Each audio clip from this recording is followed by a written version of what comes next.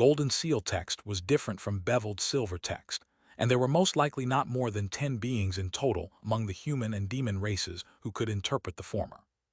Those who were able to read this spirit text all regarded it as an extraordinary treasure, and kept it a secret from everyone else. As such, even though it was clear that there were definitely people among the two races that could interpret golden seal text, it was quite difficult to identify just who these people were. At the very least, the man in the crimson light most likely didn't understand this spirit text. Otherwise, he wouldn't have been completely stumped by it.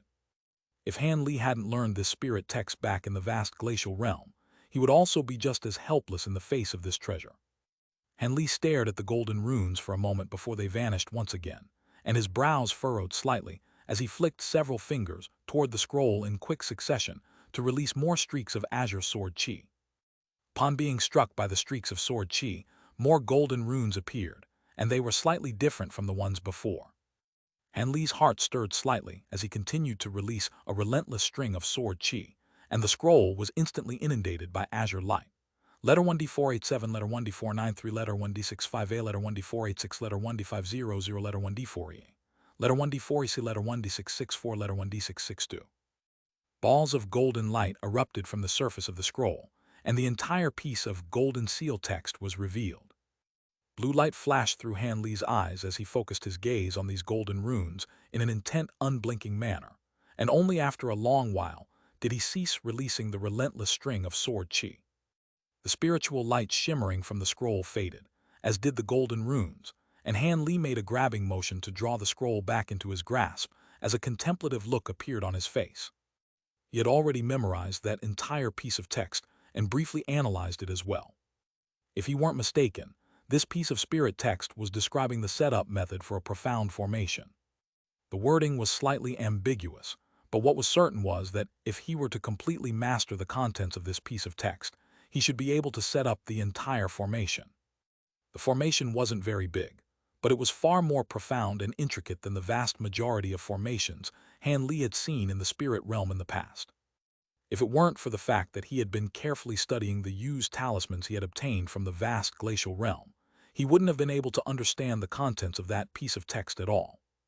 After all, recognizing golden seal text runes and mastering a formation inscribed in golden seal text were two completely different matters altogether. Furthermore, Han Li estimated that it would be impossible for him to completely master this formation unless he studied it diligently for several decades. Even though he was very interested in just what was sealed within the scroll, there was no way that he would waste so much time on it at such a crucial juncture. Thus, he exhaled as he stowed the golden scroll away into his storage bracelet, and after that, he flipped a hand over to reveal a winding section of reddish-black wood that was around half a foot in length. The piece of wood was completely devoid of any luster and was constantly expelling wisps of blood mist. It was none other than the weeping spirit blood wood he had secured at the auction. After bringing out this item, the storage bracelet on Han Li's wrist continued to flash with spiritual light, and a series of materials appeared in rapid succession. A faint smile appeared on Han Li's face at the sight of these items, and he suddenly tossed the piece of wood up into the air before opening his mouth to expel a ball of silver flames. The flames instantly swept up the entire piece of wood and blood mist, and silver flames intertwined amid a string of loud crackles and pops. Han Li made a hand seal with one hand while reaching out with his other hand, and all of the materials on the ground instantly also rose up into the air before plunging into the silver flames. Blue light flashed through his eyes as he stared intently on the silver flames in the air and focused the entirety of his attention on it. He stayed in the secret chamber the entire day, and even his nightly cultivation lessons with Hai Yueshan and Qi Lingzi were conducted through voice transmission as they stood on the other side of the door of the secret chamber. 7 days passed by, and Han Li finally emerged from the secret chamber. As soon as he emerged, he accompanied Hai Yueshan and Qi Lingzi hundreds of thousands of kilometers away from 9 Immortal Mountain in the dead of night, then gave them some pills and treasures, and sent them on their way to Deep Heaven City. He then returned to 9 Immortal Mountain himself, and a few days later, he was paid a visit by Taoist Master Myriad Bone. Han Li conversed with the Taoist priest for a long time in the hall before the latter departed, and at the same time, A few other vagrant cultivators in the immortal welcome palaces on 9 Immortal Mountain left at around the same time, then disappeared without a trace. Half a day later, a group of body integration stage vagrant cultivators, including Han Li, gathered at a certain place. Their meeting was quite a brief one and had been held in a secretive fashion, so no one noticed what they were doing. During the rest of the Myriad Treasure Convention, Han Li frequently visited the markets, purchasing some materials from time to time. During the rest of the time, he met with some other body integration stage fellow Taoists, and also visited some other secret exchange conventions, reaping some rewards during the process. Dare would also come to find him once every several days, and even though she never had anything important or urgent to speak with him about, they would always have an enjoyable conversation before she departed in high spirits. However, it was still slightly jarring to see Dare's appearance, which so closely mirrored that of Nangong Wan. As the Myriad Treasure Convention was about to draw to conclusion, Heavenly Yuan Holy Sovereign and Xuan Wu Tyrant Sovereign sent out people to recruit the vagrant body integration cultivators on 9 Immortal Mountain again, promising them extremely bountiful rewards for their services, and they really did manage to successfully recruit a few vagrant cultivators. Of course, Han Li rejected the offer once more, and several days prior to the conclusion of the Myriad Treasure Convention, he departed from 9 Immortal Mountain, disappearing without a trace alongside Bai Gyur. Following the conclusion of the Myriad Treasure Convention, the humans and demons gathered at 9 Immortal Mountain all departed as well, and around a month later, peace and quiet resumed on the mountain with the exception of the group of guards that remained there. As time passed, all of the rumors that had spread from this edition of the Myriad Treasure Convention gradually faded from everyone's memories as well. 4 years passed by in the blink of an eye. On this day, a group of human cultivators suddenly flew from a certain direction toward a secretive and secluded mountain in the Tianyuan region. The group was comprised of cultivators of both genders and all age ranges, and they all wore different attire, but there was an azure gu character embroidered on the sleeves of all of their clothing. There was a clear majority of women in the group, all of whom were extremely beautiful, and this group of close to 100 cultivators descended onto the peak of the mountain. Some of them immediately set up a simple protective formation, while the rest immediately sat down, with their legs crossed on some relatively clean patches on the mountain before closing their eyes to meditate. This group of cultivators was led by a yellow-haired elderly man and a young woman in a blue palatial dress. Both of them were at the late spatial tempering stage, and their lips were tremoring slightly as they conversed with one another through voice transmission. The elderly man glanced up at the sky before transmitting his voice to the young woman. Family leader Xiao Feng, this is the Turtle Watch Peak that you arranged to meet that man on, and the agreed time for our meeting is fast approaching. He's not going to go back on his word, is he? Rest assured, Elder Xiao, with that man's current status, there's no way he would revoke his promise. On top of that, prior to this meeting, he voluntarily sent someone to us for confirmation, so I'm sure he'll turn up, the young woman replied without any hesitation. That's good to hear. Our Grand Elder was injured in the primordial world, and following her return, she had to immediately go into seclusion for 100 years, which has resulted in her missing this true spirit ceremony. She's the only body integration cultivator of our Gu family, so without her presence, our prospects in this ceremony wouldn't be very optimistic at all. It's a good thing that you had the foresight to recruit a body integration cultivator in advance. Otherwise, our Gu family may as well spare ourselves the embarrassment and not participate in this ceremony at all, the elderly man sighed. Indeed, the results of this true spirit ceremony will decide if and how many members of our family will be able to enter the spirit dwelling cave, and it'll also play a pivotal role in deciding whether we'll receive many other types of benefits, so we can't give up on it no matter what. Our Grand Elder secured a good ranking for our Gu family during the last ceremony, and I had thought that with another body integration cultivator to assist us, we'd be able to secure a higher ranking, but who would have thought that our Grand Elder would be forced to miss this edition of the ceremony? Under these circumstances, I'll be happy if we can retain our original ranking, the young woman said with a wry smile on her face. That's true.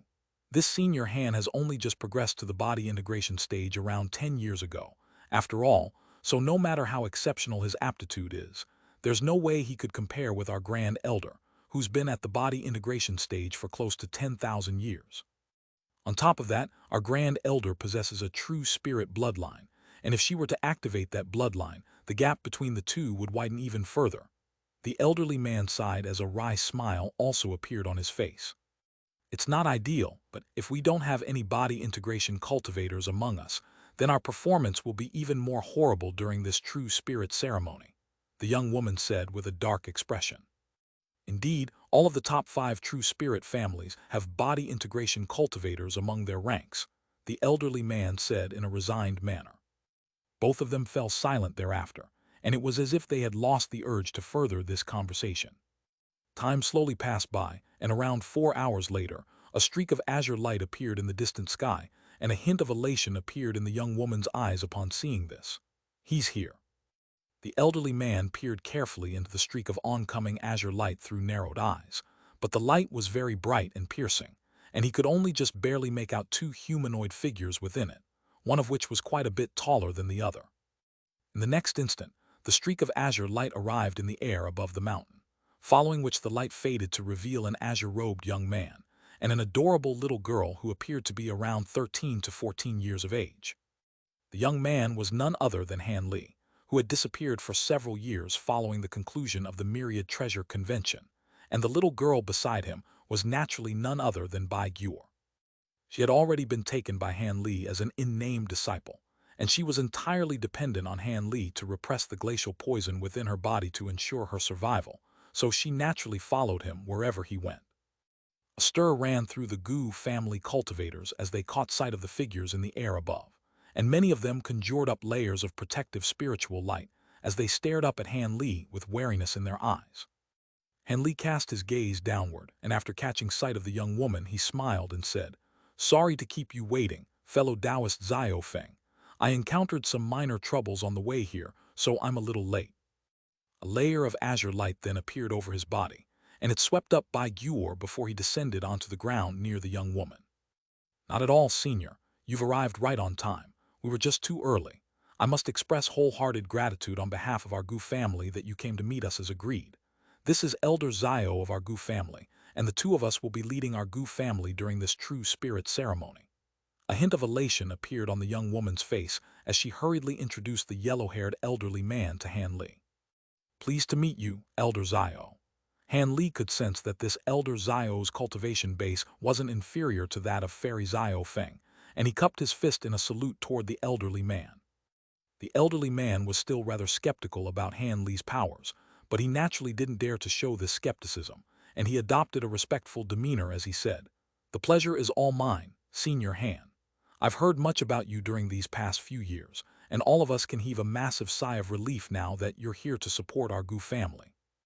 At this point, all of the other Gu family cultivators had naturally also realized that Han Li was the powerful ally they had been waiting for, and they were quite stunned by his youthful appearance. "There's no need to be so rigid and formal, fellow Taoists. We are only working together as part of a mutually beneficial exchange. Now that I look at it, the grand elder of your family, Fairy Tian Li, doesn't seem to be present. If I recall correctly, this wasn't what you told me would happen, Fairy Xiao Feng. Could it be that Fairy Tian Li left for the true spirit ceremony ahead of all of you?" Han Li asked as he appraised the surrounding Gu family cultivators with furrowed brows. An awkward and resigned look appeared on the young woman's face. "I'm afraid Grand Elder Tian Li won't be able to represent our Gu family during this true spirit ceremony." "What do you mean by that?" Han Li asked as his expression darkened slightly. This wasn't what they had initially agreed on. "Our sincerest apologies, Senior, but our Grand Elder has been forced to pull out of this ceremony due to an incident. You see." The elderly man hurriedly began to explain the situation at the sight of Han Li's displeased expression. "Fairy Tian Li is currently in seclusion to recover from an injury she sustained in the primordial world. I see. It is indeed not a simple task for cultivators of our caliber to recover from injuries. In that case, won't things be a little troublesome for your Gu family during this ceremony?" Han Li nodded as a slightly concerned look appeared in his eyes. Fairy Xiao Feng seemed to have considered this matter carefully already, and a solemn look appeared on her face as she said, "Seeing as our Grand Elder is unable to participate in the ceremony, our agreement for you to improve our Gu family's ranking during the ceremony is naturally revoked. On this occasion, all you have to do to fulfill your side of the deal is to ensure that our Gu family's ranking is maintained." Han Li's expression eased slightly upon hearing this, but there was still a hint of reluctance in his eyes. Even so, that'll most likely be quite a difficult task. I've only just reached the body integration stage after all, so I certainly can't make any promises. The young woman hesitated momentarily at the sight of Han Li's hesitant expression, then suddenly pulled a storage bracelet out of her sleeve before handing it over to Han Li. As long as you do everything in your power to assist us, our Gu family is willing to offer you a sum of top-grade spirit stones on top of what we originally promised you as compensation. Han Li's heart stirred lightly as he accepted the storage bracelet before injecting his spiritual sense into it, upon which a hint of surprise flashed through his eyes. After a brief moment of contemplation, Han Li stowed the storage bracelet away before replying with a smile. To think that you're willing to offer me such an astronomical sum. Looks like it really is very important for your Gu family to do well during the true spirit ceremony. In that case, I'll be sure to do my best for you. Your presence is certainly a very reassuring one for our Gu family, Senior Han.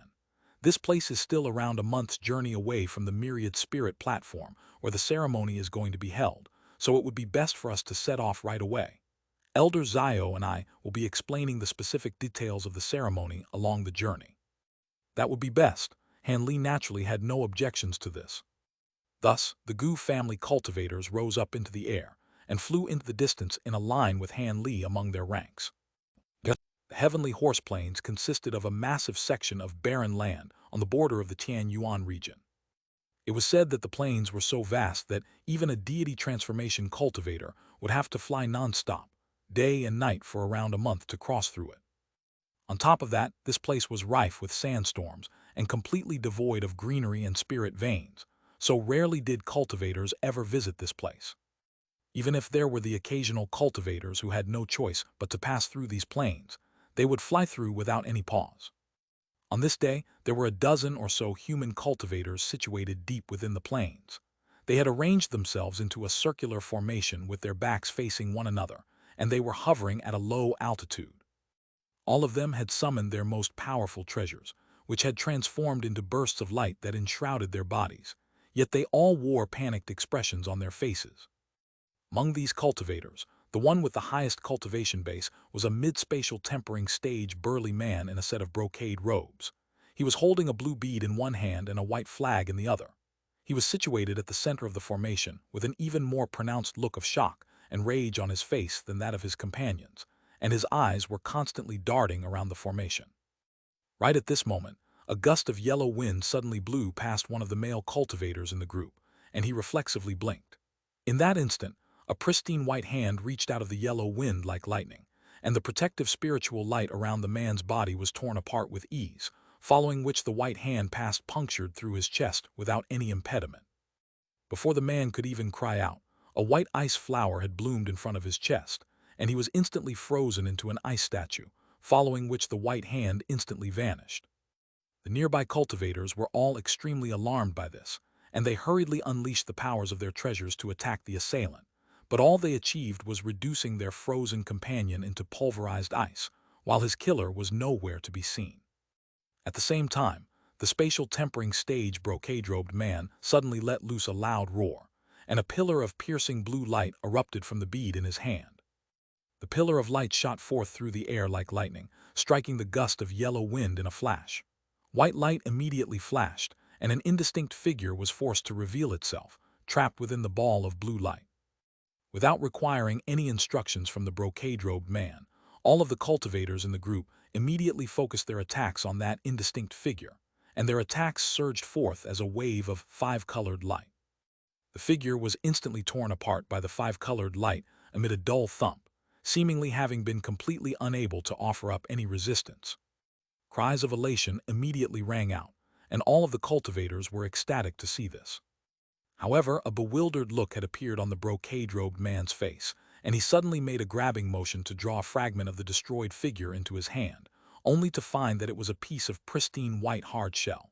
The shell was extremely cold and rapidly melted into water in his hand. "Don't let your guard down. That thing's still alive," the brocade-robed man roared as his expression changed drastically, and he immediately brandished his white flag to protect himself. However, it was already too late. A sharp, piercing cry suddenly rang out within the brocade-robed man's ears, following which an icy cold sensation surged over his neck, and his head was decapitated by a pair of snowy white scimitar-like pincers. Immediately thereafter, a massive snowy white centipede projection appeared behind his headless body without any warning. This centipede was around 50 to 60 feet in length, with 6 pairs of semi-transparent paper-thin wings on its back. Its eyes were as red as blood and gave off a cold and menacing light. In the instant that it reappeared, it opened its massive mouth to expel a burst of white glacial chi. Several of the cultivators who were closest to it were completely unable to react, and they were swept up by the glacial chi in an instant. Their bodies and their treasures were then reduced to extremely lifelike ice statues amid a flash of white light. The remaining cultivators were absolutely petrified by this harrowing sight, and someone suddenly yelled in a panicked manner, "Run!" Everyone immediately dispersed and fled in all directions, but the snowy white centipede was completely unbothered. It merely flapped its 6 wings in unison, and its wings suddenly disappeared as 6 projections. Moments later, the remaining few cultivators, who had fled to over 1,000 feet away, let loose anguished cries in unison, and their bodies were sliced in half without any resistance by streaks of white light. Immediately thereafter, their nascent souls were also destroyed by the white light. The 6 streaks of white light then returned to the snowy white centipede projection, before instantly reverting back into its wings. All of a sudden, piercing white light erupted from the centipede projection's body, and it quickly began to shrink. After all of the white light had faded, an expressionless white-robed young man with strange golden and silver patterns on his face appeared in place of the projection. He inspected his surroundings in a cold manner before abruptly thrusting a hand into the air, sending forth a burst of white chi that swept up the brocade-robed man's severed head. Immediately thereafter, spiritual light flashed from the head, and a miniature humanoid figure that was several inches in size was forcibly drawn out. The humanoid figure was identical in appearance to the brocade-robed man, and it was none other than his nascent soul. The nascent soul had a white stone lock hanging in front of its chest, which was releasing a layer of silver light threads to protect its body, but it wore a horrified expression as it yelled, "You can't kill me. The Blue Water Sect is a renowned sect in Deep Heaven City, and I'm the sect master. If you kill me, you'll definitely be hunted by the law-enforcing cultivators of the Tianyuan region. You can take these. They are the 2 most prized treasures of our Blue Water Sect. On top of that, I'm willing to lead the way to all of the treasures in our sect as long as you're willing to spare me." The white-robed young man's expression changed slightly upon hearing this, and it seemed that he really was interested. The nascent soul was shown a glimmer of hope, and it continued in a beseeching manner, "I don't know why you suddenly attacked us, but I presume it has something to do with the materials that our sect is delivering. I'm willing to offer all of these materials to you as we." Before the nascent soul had a chance to finish, a sinister smile suddenly appeared on the white-robed young man's face, and one of his hands shot forth in a blur to grab onto the nascent soul. Immediately thereafter, white light flashed from his fingers, and the protective threads of light around the nascent soul's body were instantly crushed into nothingness. After that, the young man abruptly withdrew his arm and tossed the nascent soul into his mouth before swallowing it. At the same time, another male voice rang out from nearby. "He, well done. This idiot was asking for death. Even in this dire situation, he dares to offer you all of those things that don't even belong to him. His death is very much well deserved." As soon as the voice trailed off, spatial fluctuations rippled through the nearby space, and a golden humanoid figure appeared. This was a burly man in a long golden robe with his hair arranged in a very strange manner. Most of his face was obscured by a busy curly beard, but his deep yellow eyes were clearly visible, and the mere sight of them was enough to strike the onlooker with a sense of dizziness. The white-robed young man took a cold glance at the golden-robed man before paying no further heed to him, and reaching out to make a downward grabbing motion. The bead that had fallen onto the ground and the white flag were both drawn up into the air before hovering in front of the white-robed young man. The golden-robed man merely gave a nonchalant smile in response to the white-robed young man's cold demeanor, and he raised a leg, seemingly in a casual manner, before covering a distance of several hundred feet in just a single stride, taking him to only several tens of feet away from the white-robed young man. All of a sudden, a burst of low buzzing rang out from where the young man was standing, and 6 transparent wing projections appeared on his back before rapidly vibrating at a rate that was untraceable to the naked eye. Countless faint white saber projections surged forth in a frenzy from the six wings, forming a sea of white blades that inundated the bead and the flag. The two treasures only managed to release spiritual light and resist for an instant before they were shattered amid dull thumps within the sea of blades. A hint of elation appeared on the white-robed young man's face upon seeing this, and the countless blade projections were immediately withdrawn at his behest, leaving only two piles of treasure fragments, one blue and one white, hovering in midair. After that, he began to chant something while making a hand seal, then blew a gust of air toward the treasure fragments. An astonishing scene ensued. A burst of golden flames erupted from his mouth and swept up the two piles of treasure fragments, and moments later, they had fused as one with the flames. Only then did the white-robed young man take a deep breath to draw the golden flames back into his body. Immediately thereafter, golden light abruptly flashed around him, and a golden halo that was around the size of a wagon wheel appeared behind his head. However, the halo only appeared for an instant before it crumbled away into countless golden runes.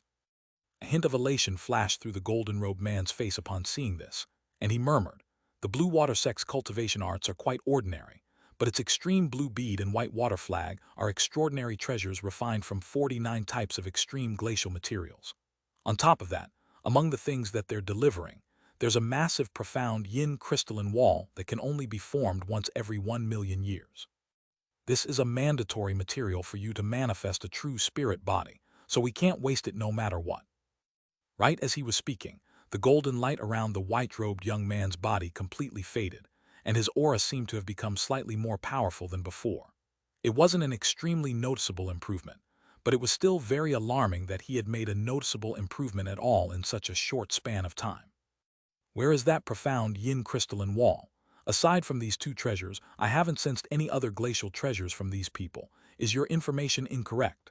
The white-robed young man finally spoke, and his voice was as cold as ice. "There's no way my information could be wrong. I spent a lot of spirit stones to purchase it from the Myriad Avenues sect. They wouldn't dare to try and swindle me. If they did, I'd destroy their entire sect. The item in question must have been sealed, and you're still unable to sense it at your current level of power. Let me give you a hand with that," the golden-robed man chuckled. He then turned toward the surrounding cultivators, who had been reduced to ice statues, before abruptly thrusting a palm forward. A resounding boom rang out, and the ice statues exploded into balls of spiritual light alongside the storage treasures that they were carrying. All types of items flew through the air, and a cold light flashed through the golden-robed man's eyes as his hand shot forth like lightning before withdrawing just as quickly. One of the items in the air hurtled directly toward him, falling into his grasp in a flash. Upon closer inspection, he discovered that this was a yellow jade box, but it had many crimson talismans plastered onto its surface, giving it an air of mystery and intrigue. The golden-robed man glanced at the item, before tossing it directly to the white-robed young man with a smile. The young man appraised the oncoming yellow jade box with a cold expression, but displayed no intention of catching it with his hands. Instead, one of the wing projections on his back fluttered slightly, and a burst of white light shot forth from it before striking the jade box in a flash. A loud crack rang out, and the jade box was sliced apart like tofu along with the talismans on its surface, following which a fist-sized object fell out of it. Before the young man had a chance to identify what this object was, it flashed with blue light before instantly transforming into a blue crystalline wall that was 3 feet thick and around 10 feet tall. The crystalline wall then plummeted straight downward, and a rare hint of a smile appeared on the white-robed young man's face at the sight of the wall. In the next instant, he opened his mouth to expel a flood of white glacial chi, which completely froze the blue crystalline wall in midair. Immediately thereafter, he let loose a low cry, and his body blurred as he suddenly split up into 12 identical projections. Each and every projection had the exact same appearance as the original white-robed young man, with the same golden and silver patterns on their faces, and the same transparent wings on their backs. The 12 humanoid figures then made hand seals in unison, transforming into 12 snowy white centipedes, each of which was several feet in length, and then vanished into the crystalline wall in a flash. 12 white balls of light then instantly emerged from different parts of the blue crystalline wall, and they rotated incessantly while fluctuating slightly in size. Blue light swirled within the crystalline wall, and wisps of blue threads emerged before surging collectively into the 12 balls of white light. A slightly solemn look appeared on the golden-robed man's face upon seeing this, but after a long while, the 12 white balls of light continued to absorb the blue threads without any mishaps, and his expression finally eased slightly. At the same time, a complex look flashed through his eyes. I don't know if I was vastly fortunate to have encountered you, or if you're the fortunate one to have met me right after I mastered the reverse spirit true yin technique. Not only do I possess white dragon true blood, my bloodline mutated, thereby allowing me to cultivate this incredibly powerful ability from the inner page of the golden jade tome that somehow ended up in the human race. Even more coincidentally, you're a traitorous spirit insect that belonged to that man that my clone in that lower realm once mentioned to me. How interesting. I wonder how you will react when you next meet that hand brat after you manifest a true spirit body. A cold harumph suddenly rang out, following which the white-robed young man's voice sounded in the golden-robed man's ears. My reaction in that scenario doesn't seem to have anything to do with you, fellow Taoist. Judging from what you just said, it seems that the clone of yours in the lower realm was quite close to my former master. I wonder how he would think if he knew that your true body was plotting against him here in the spirit realm. That endless sky clone of mine was created as nothing more than a precautionary measure. It has no bearing on me. If you can master this reverse spirit true yin technique prior to my next heavenly tribulation, and this technique really does turn out to be as extraordinary as I envision it to be, then you should be able to assist me in transcending my next few tribulations without any issues. As for that endless sky clone, it'll naturally be made completely redundant, so who cares about it? The golden-robed man chuckled in a nonchalant manner. Then you don't have to be overly concerned about my former master, either.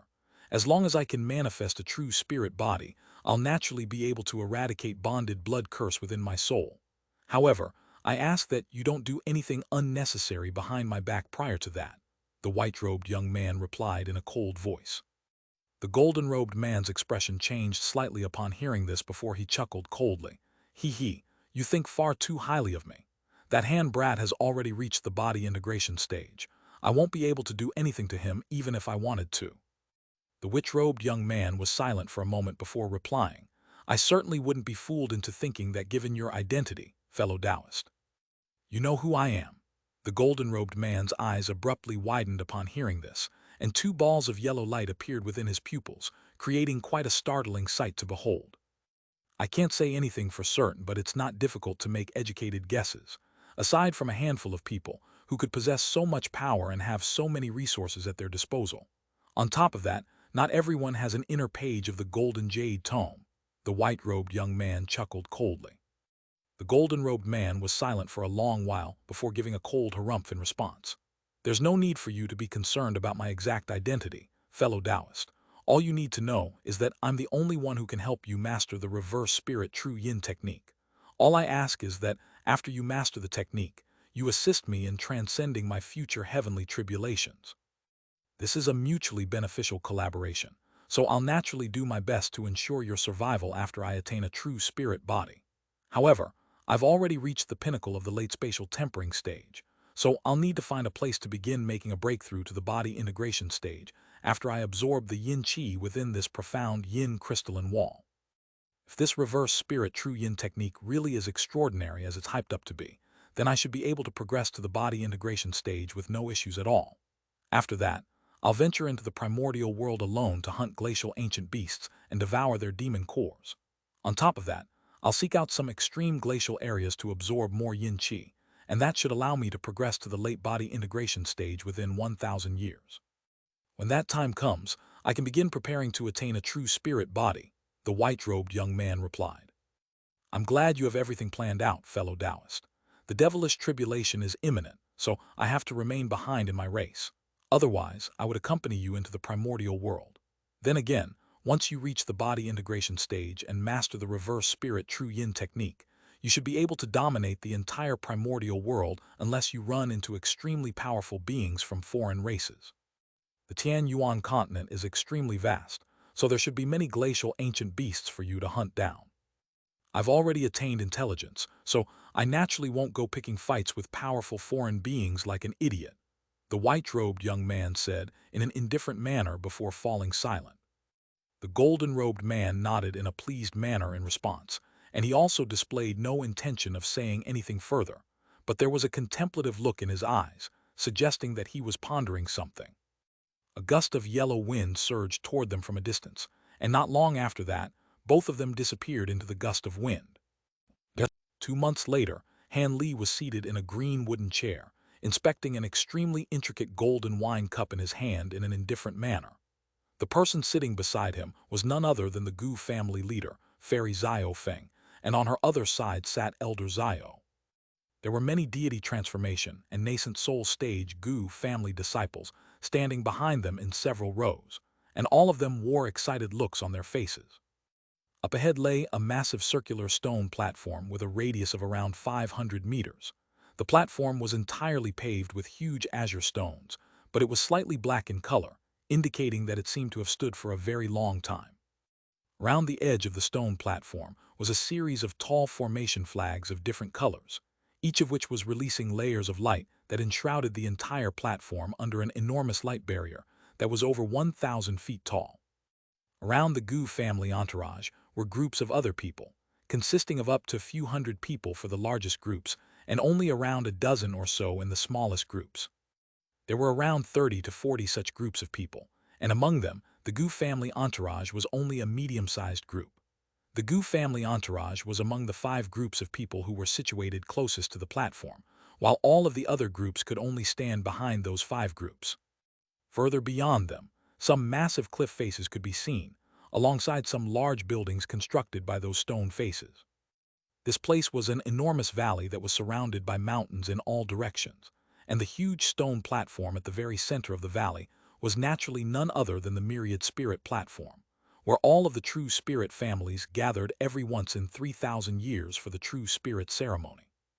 As one of the true spirit families that ranked among the top 5 during the last edition of the ceremony, they naturally had the right to be situated closest to the myriad spirit platform, and as a result, they drew a lot of envy from the lower-ranked true spirit families behind them.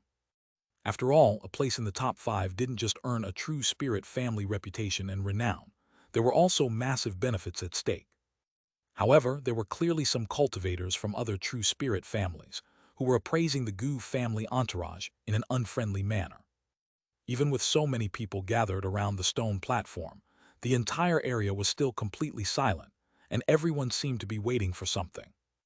Han Li wasn't making any effort to look around as he sat in his chair, but he could clearly sense that there were a few pairs of eyes on him, and the owners of these eyes were all inspecting him with their spiritual sense as well, in a display of completely disrespect. It was no wonder that this was the case. After all, the Gu family's grand elder, Fairy Tian Li, had failed to appear during this all-important true spirit ceremony, and she had been replaced by Han Li instead, who was clearly a temporary replacement. This naturally drew a lot of attention from the other true spirit families. In the beginning, Han Li merely ignored the intrusive inspection being directed toward him, but after such a long time had passed, these people still weren't exercising any restraint, so it was quite clear that they were provoking him. Fairy Xiao Feng had also discovered this, and her expression was becoming more and more strained. Han Li heaved a faint sigh as a cold look suddenly appeared on his face, and the golden wine cup in his hand abruptly shuddered before crumbling into golden powder without any warning, then disappeared into nothingness. At the same time, a layer of silver flame surfaced over his body in a flash, and the unfriendly bursts of spiritual sense being directed toward him were instantly retracted upon coming into contact with the silver flames. Han Li then rose his head and cast a cold gaze toward the individuals who had been sizing him up, and he discovered that they were all body integration cultivators. 2 of them were from one of the other top 5 true spirit families, and this family's entourage was situated closest to the myriad spirit platform. Meanwhile, the other 3 were from the true spirit families beyond the inner circle consisting of the top 5 true spirit families. The 3 body integration cultivators outside the top 5 true spirit families were only normal early body integration cultivators, so they were most likely only tempted to target him in the wake of Fairy Tian Li's absence. As for the 2 people among the top 5 true spirit families, one of them was the grand elder of the Feng family, a mid-body integration stage elderly man whom Fairy Xiao Feng had cautioned him about in advance. He wore a set of green robes and was holding a black cane, and was appraising Han Li with a dark expression. The Feng family was ranked 4th during the last edition of the True Spirit ceremony, and they had a slight vendetta against the Gu family. As such, it was no surprise that he was appraising Han Li with such apparent animosity. Meanwhile, the other person was a cultivator from the Long family, and he was also appraising Han Li in an unfriendly manner. This wasn't the Long family patriarch. Instead, it was a black-robed man sitting directly beside him. The black-robed man was also a mid-body integration cultivator with a slightly red complexion and a deep purple scar on his forehead, giving him a very ferocious appearance. This was another guest Grand Elder with the Hui surname that the Long family had recruited not long ago. It was said that this man was using a top-grade Devil Dao cultivation art, and he was also at the mid-body integration stage. As for the Long family patriarch himself, he had been resting with his eyes closed in his chair this entire time, and it was impossible to tell what he was thinking. However, as Han Li swept his gaze over the Long family entourage, he discovered that aside from the black-robed man, there was someone else among them who was also glowering at him in an extremely resentful manner. Han Li's expression changed slightly as he directed his gaze toward that person, following which a hint of a smile appeared on his face. This was a young man who was standing behind the Long family patriarch. He had a bright red mole on the corner of his lips. It was none other than Long Dong, whose plans he had foiled back during their journey to the Wood tribe. Long Dong had plotted for several centuries, only to encounter an unexpected obstacle in the form of Han Li, and as a result, not only was he unable to obtain the Yi family's heavenly phoenix true blood, he lost most of his own true dragon blood as well, so he was naturally extremely resentful toward Han Li. In particular, after hearing that Han Li had progressed to the body integration stage, his resentment was intermingled with extreme envy. If he had succeeded in his plan all those years ago, perhaps he would have been the extraordinary prodigy who progressed to the body integration stage in just a few centuries. As such, as Han Li cast his gaze toward Long Dong, the latter made no effort to avert his eyes and continued to glower at Han Li with an extremely resentful expression. In the next instant, the faint smile on Han Li's face vanished, and piercing blue light suddenly flashed within his eyes. All of a sudden, Long Dong felt a burst of heat abruptly spear into his eyes, following his head was struck by excruciating agony, as if his brain had been stabbed by a sharp spike. He immediately threw his hands over his head and let loose a howl of agony.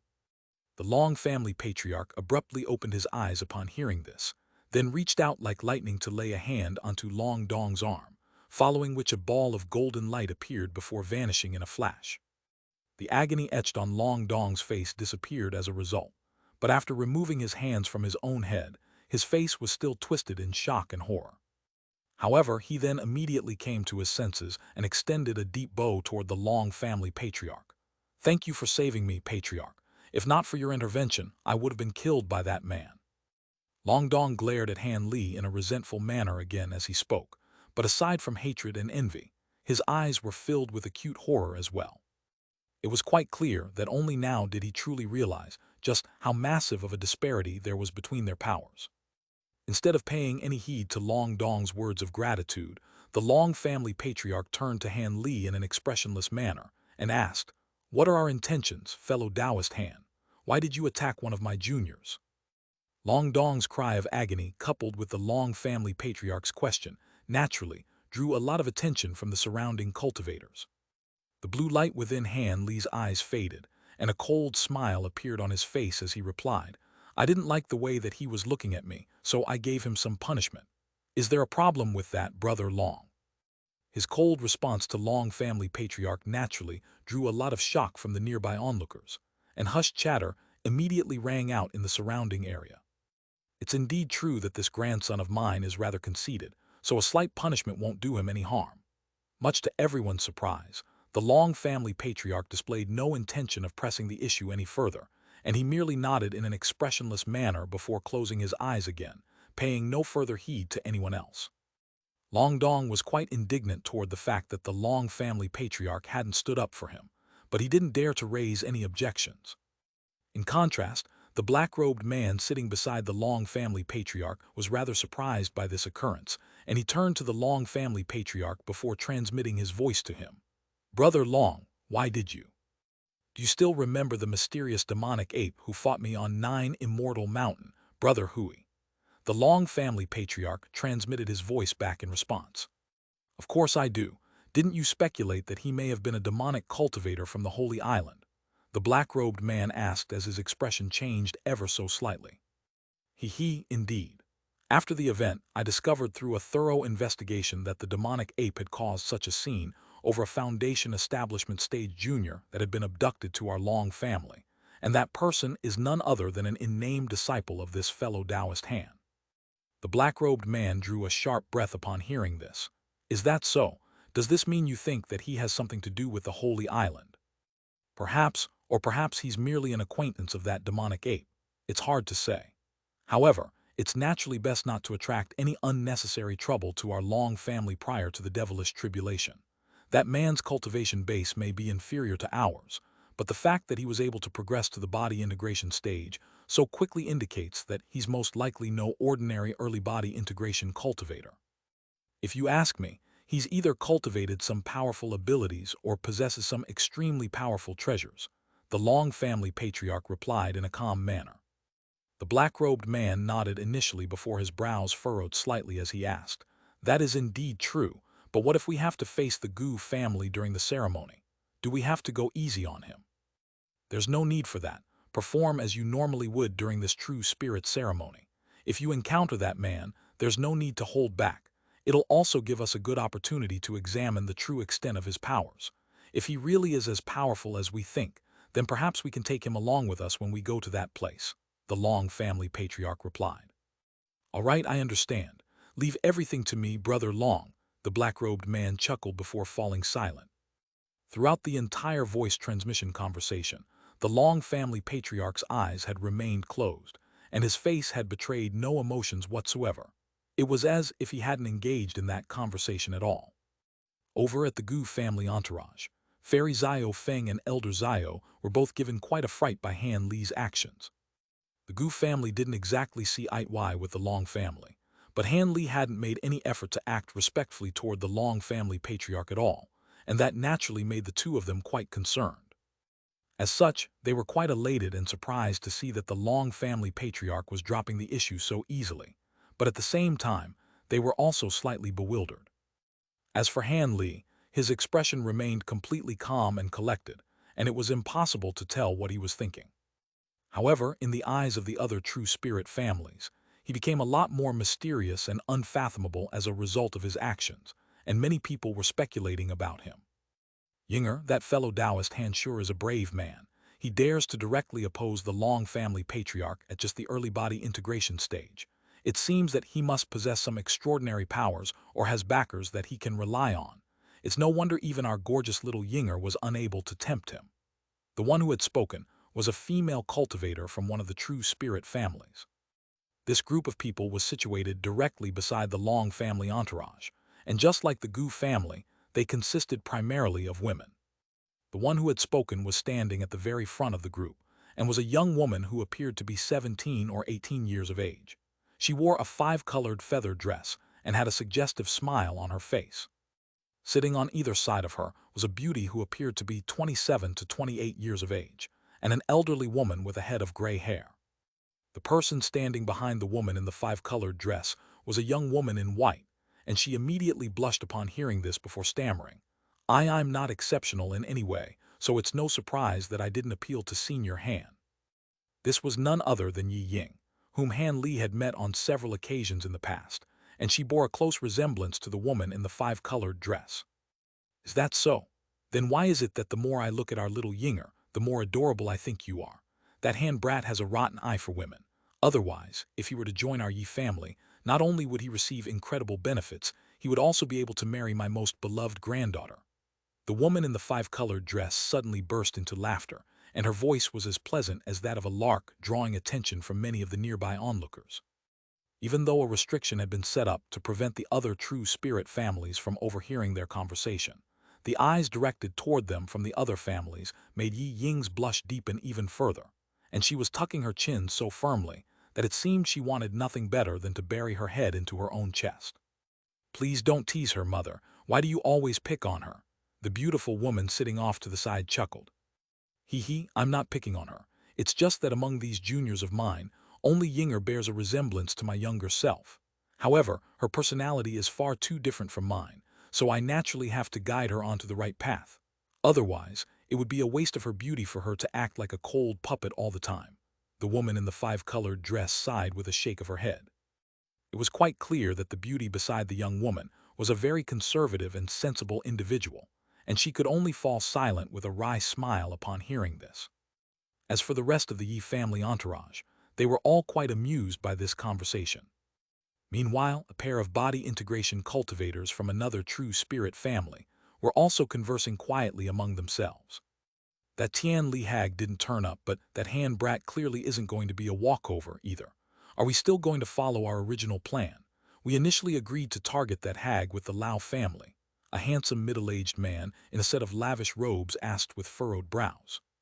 The man sitting beside him wore a copper half-mask, revealing only one half of his face, which was as delicate as that of an infant, and he replied, "Why not?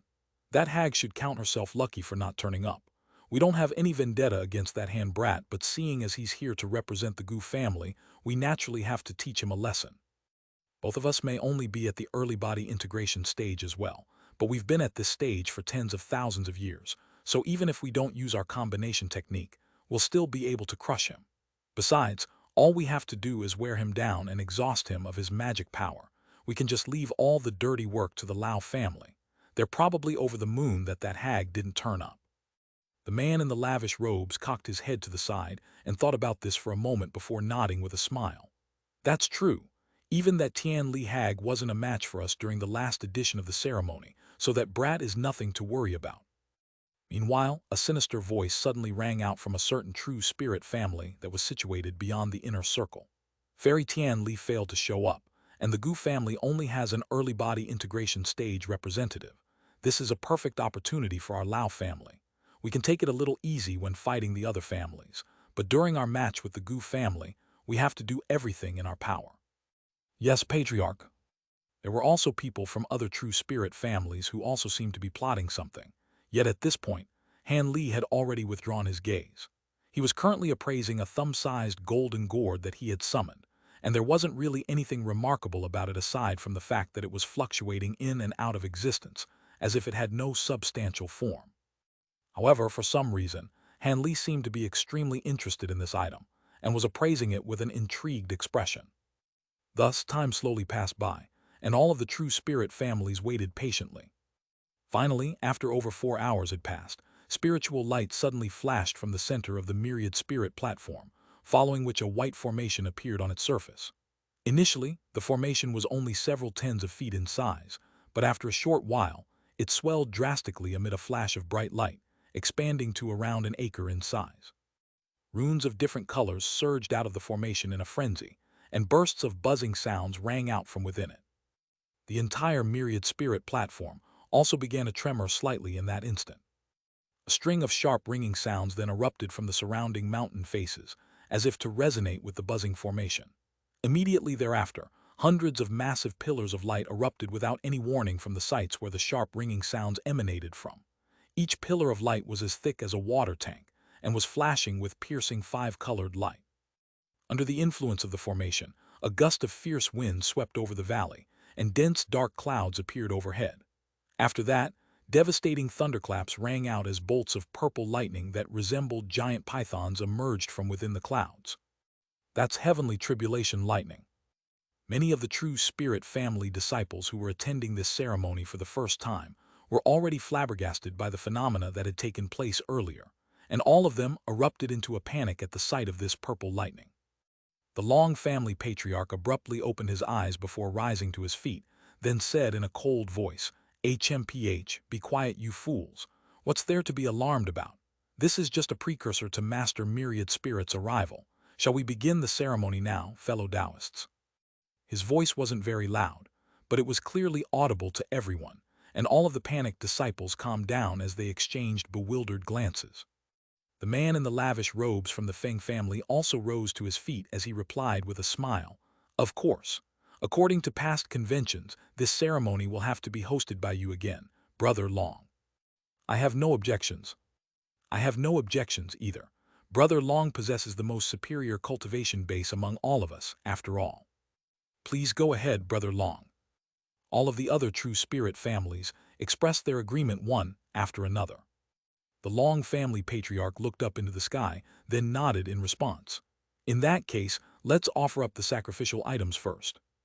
At this moment, the purple lightning above the valley had intertwined to form a gargantuan net, which connected with the surrounding massive pillars of light to create an enormous cage.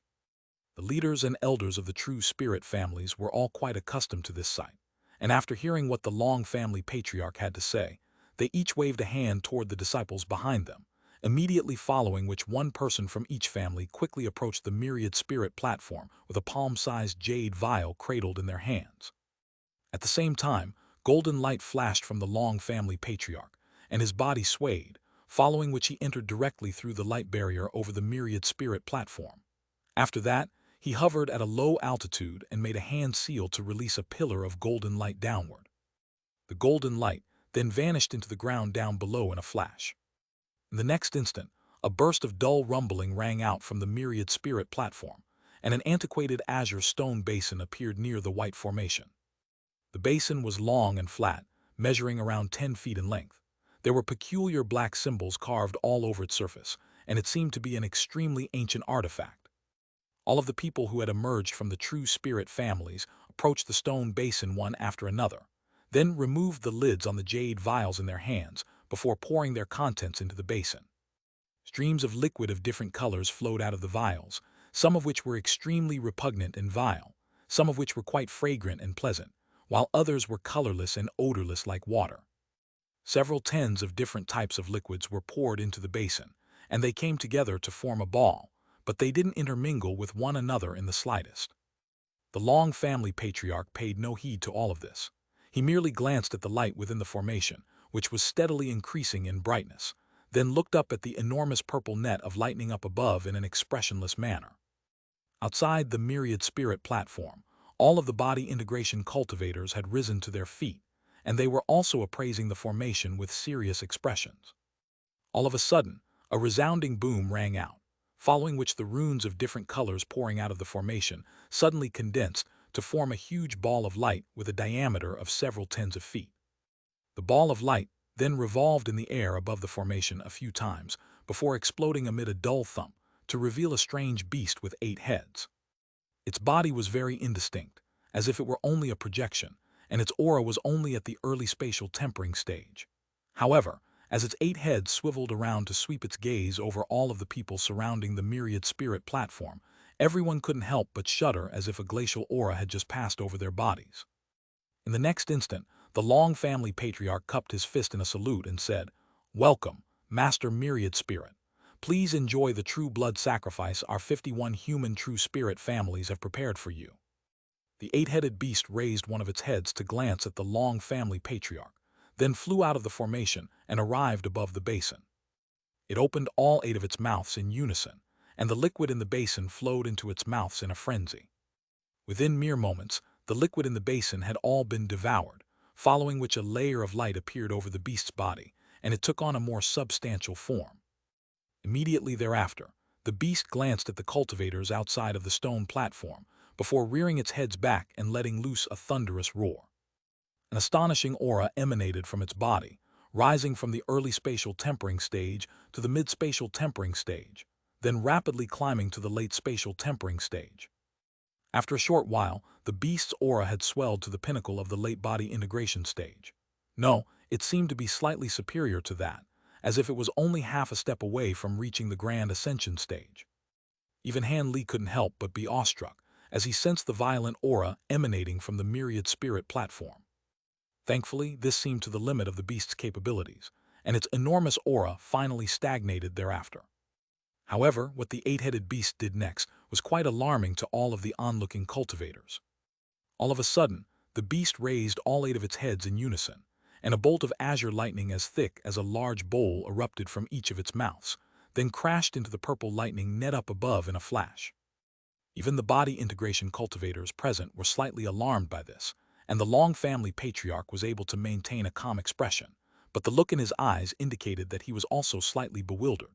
Letter 1D4 F, letter 1D667, letter 1D4E, letter 1D4E, letter 1D498, letter 1D4E, letter 1D486, letter 1D4EC, letter 1D4F8, letter 1D4AT. Several earth-shattering booms rang out in quick succession as the purple and azure lightning intertwined, forming balls of lightning that were as large as wagon wheels before exploding in the air above.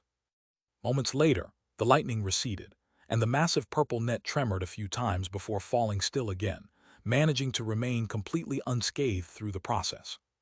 The cold look in the eight-headed beast's eyes faded, and it slowly closed its 8 enormous mouths. One of its azure heads then abruptly turned toward the Long family patriarch, and it said in an extremely ancient voice, "HMPH, you humans sure are a careful and meticulous race. I've already descended upon this place countless times, yet this lightning myriad seal formation has had no fallacies every single time. You better pray that things continue like this. Otherwise, if you slip and allow me to find a chink in this formation, hee."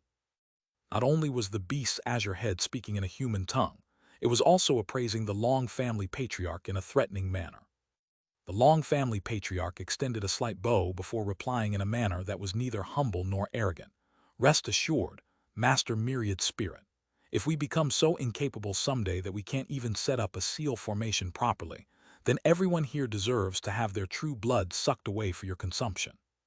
However, according to the agreement our true spirit families have made with you, now that our sacrifice has been accepted, it's time for you to create the hidden spirit badges for us now." This beast was a true spirit level being from another realm, but only its clone could descend into this world. Even though it had devoured the sacrifice to significantly enhance its powers, it was still being severely debilitated by the seal formation set up by the true spirit families, so a late body integration cultivator like the Long family patriarch didn't have much to fear. "HMPH, I did indeed accept your sacrifice, so I'll naturally fulfill my end of the agreement." The beast harumphed coldly before beginning to chant something with all 8 of its heads. As it did so, runes of 8 different colors surged out of its mouths before intertwining with one another in midair. After a short while, all of the runes had spread over the myriad spirit platform, creating quite an astonishing sight to behold. The Long family patriarch was situated within all of these runes, but he appeared to be very calm, and there was a layer of golden light around his body, keeping the runes several feet away from him. All of a sudden, the beast let loose another thunderous roar, and invisible ripples abruptly surged through the air above. All of the runes in the sky stacked on top of one another, then transformed into countless 5-colored badges that fell onto the myriad spirit platform. "All right, the 999 hidden spirit badges have been created. Make sure you don't summon me again until 3,000 years have passed." The 8-headed beast grumbled in a slightly weary manner, then flew back into the formation. Light flashed from the massive formation, and spiritual light erupted forth to inundate the giant beast in a flash. A buzzing sound rang out once again, and the 8-headed beast's body exploded into countless runes amid a dull thump. In the next instant, the formation itself also vanished, and it was as if it was never there to begin with. The Long family patriarch was silent for a moment before instructing in a cold voice, "Gather the hidden spirit badges, and we'll distribute them once the rankings have been decided." Several golden-armored guards immediately heeded his call, striding onto the platform, carrying a silver platter each. They then made grabbing motions toward the badges, and all of them were drawn toward the guards before being piled onto the platters. After that, the platters were carried to a designated table below the stone platform, where they were placed down in a respectful manner. "Master Myriad Spirit has already left. Next, let us pay our respects to our true spirit ancestors," the Long family patriarch said in a solemn voice. All of the true spirit families immediately sprang into action upon hearing this, bringing out all types of spirit tools, as well as spirit fruits and incense, before setting them up on the platform. Immediately thereafter, all of the true spirit family entourages were led by their leaders and elders onto the myriad spirit platform, one after another. They knelt down in front of their respective makeshift true spirit shrines before paying their respects and praying to their ancestors. There were even some more traditional true spirit families who performed ceremonies that had already been made obsolete elsewhere, and Han Li was quite intrigued to see this. The families paid their respects for close to half a day, and only then did the truly important segment of the true spirit ceremony commence. All of the true spirit families were competing to decide their rankings, and resources would be reallocated based on those rankings. The Long family patriarch flew onto the stone platform again before announcing, "As per usual, each family possesses one opportunity to challenge a family above them, as well as an opportunity to accept a challenge from a family below them. However, the challenger can't challenge a family that is more than 5 ranks above them, and if multiple families challenge the same family, then the highest-ranking challenging family will take priority. Of course, our top 5 families can only accept challenges after we compete in round-robin matches to decide our rankings again. Fellow Taoist Lin, come onto the platform and draw your opponent for the first round. Among the 5 true spirit families, one of them was comprised solely of men, and a lazy voice rang out from among them. Hee, there's no need for that. If we encounter your long family, then we'll forfeit the match right away. However, I did cultivate a few new abilities recently, so I'd like to test my skills against Fairy Yi. The one who had spoken was a man in a dark green robe with a strange silver band around his head. His features were as fine and delicate as those of a woman. This man was none other than the Grand Elder of the Lin family, which was the third-ranked true spirit family, and he seemed to not be on good terms with the Grand Elder of the Yi family. The woman in the 5-colored dress from the Yi family chuckled. Hee, if you'd like to spar with me, then I'll naturally accept your challenge, fellow Taoist Lin. The man from the Lin family harumphed coldly and offered no response. Fairy Xiao Feng and the 2 body integration cultivators of the Feng family naturally had no objections to this, either. The Long family patriarch nodded upon seeing this before clapping his hands together, and another golden-armored guard strode onto the platform with a platter in his hands. Sitting on the platter was a yellow bamboo tube, within which were 5 bright red bamboo sticks. The entire bamboo tube was concealed under a layer of spiritual light that kept even spiritual sense at bay, preventing one from being able to glean what was written on those bamboo sticks. As per usual, we'll draw lots to decide the matchups. This will be limited to only sparring matches between body integration cultivators, so all of the juniors will be excluded. For the first round, the family that picks the 5th stick will get a bye. It looks like you're not going to make the first draw, Brother Long, so let me do the honors. The man in the lavish robes from the Feng family chuckled before reaching out toward the bamboo tube from outside of the myriad spirit platform, and one of the bamboo sticks immediately flew into his grasp. The man glanced at the bamboo stick before announcing, Number 3.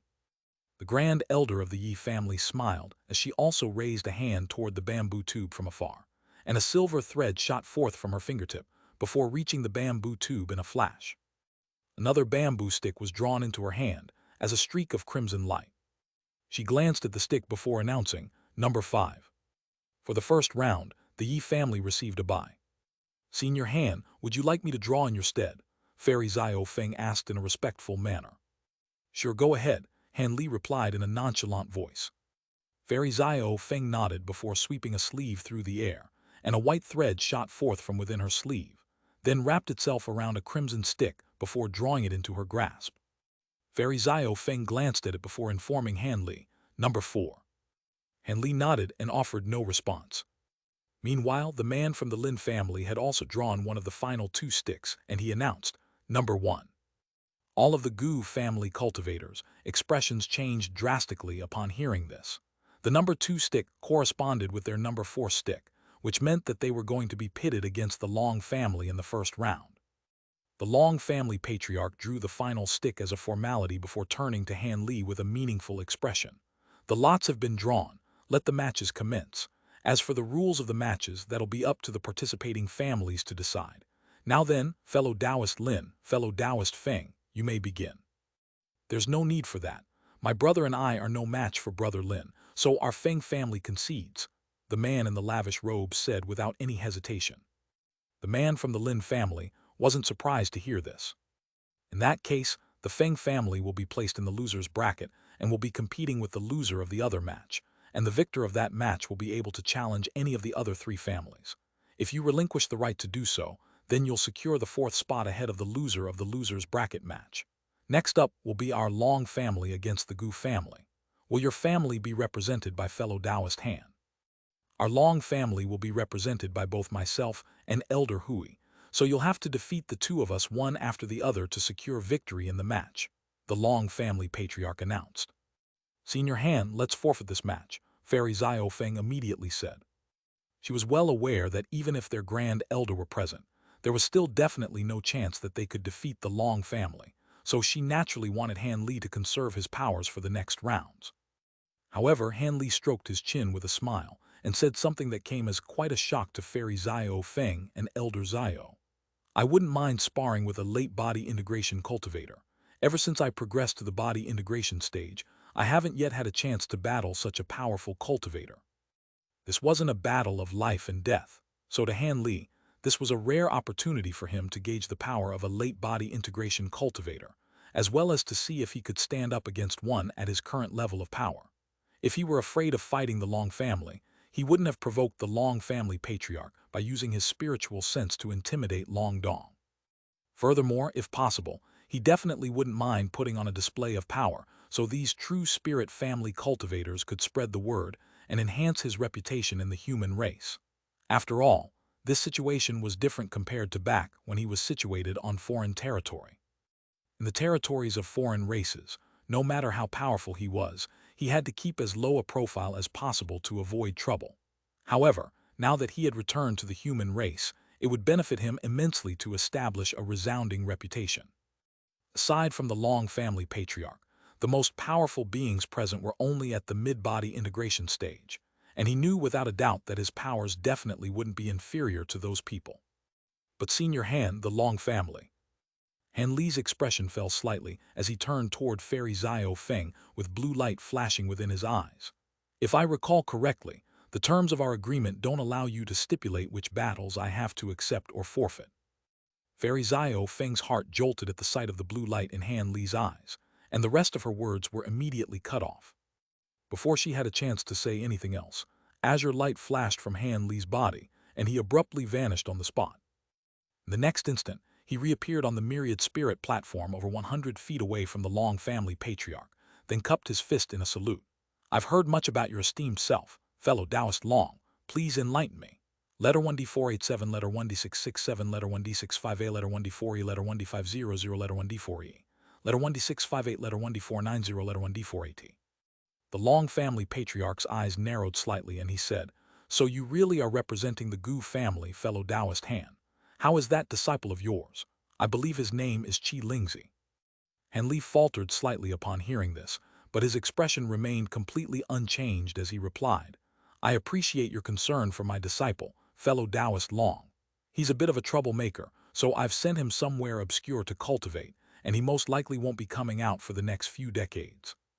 That's not a bad idea. After all, that disciple of yours is no ordinary cultivator, so it definitely couldn't hurt to take some extra precautions. However, if you want to challenge me right now, then I'm afraid you're going to be disappointed. The first cultivator to represent our Long family won't be me, the Long family patriarch replied. At the same time, spatial fluctuations erupted beside him, and a black-robed figure abruptly appeared before turning to Han Li in a cold manner. "I'll be taking you on first, fellow Taoist. If you can defeat me, then fellow Taoist Long will face you himself." This black-robed man was naturally none other than the mid-body integration stage elder of the Long family. Han Li immediately recalled the hostility that this man had displayed toward him earlier, and he nodded in a calm manner. "All right, then please enlighten me, brother Hui."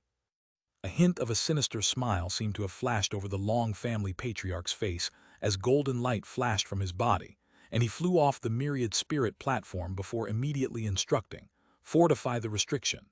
Don't let this battle harm our disciples."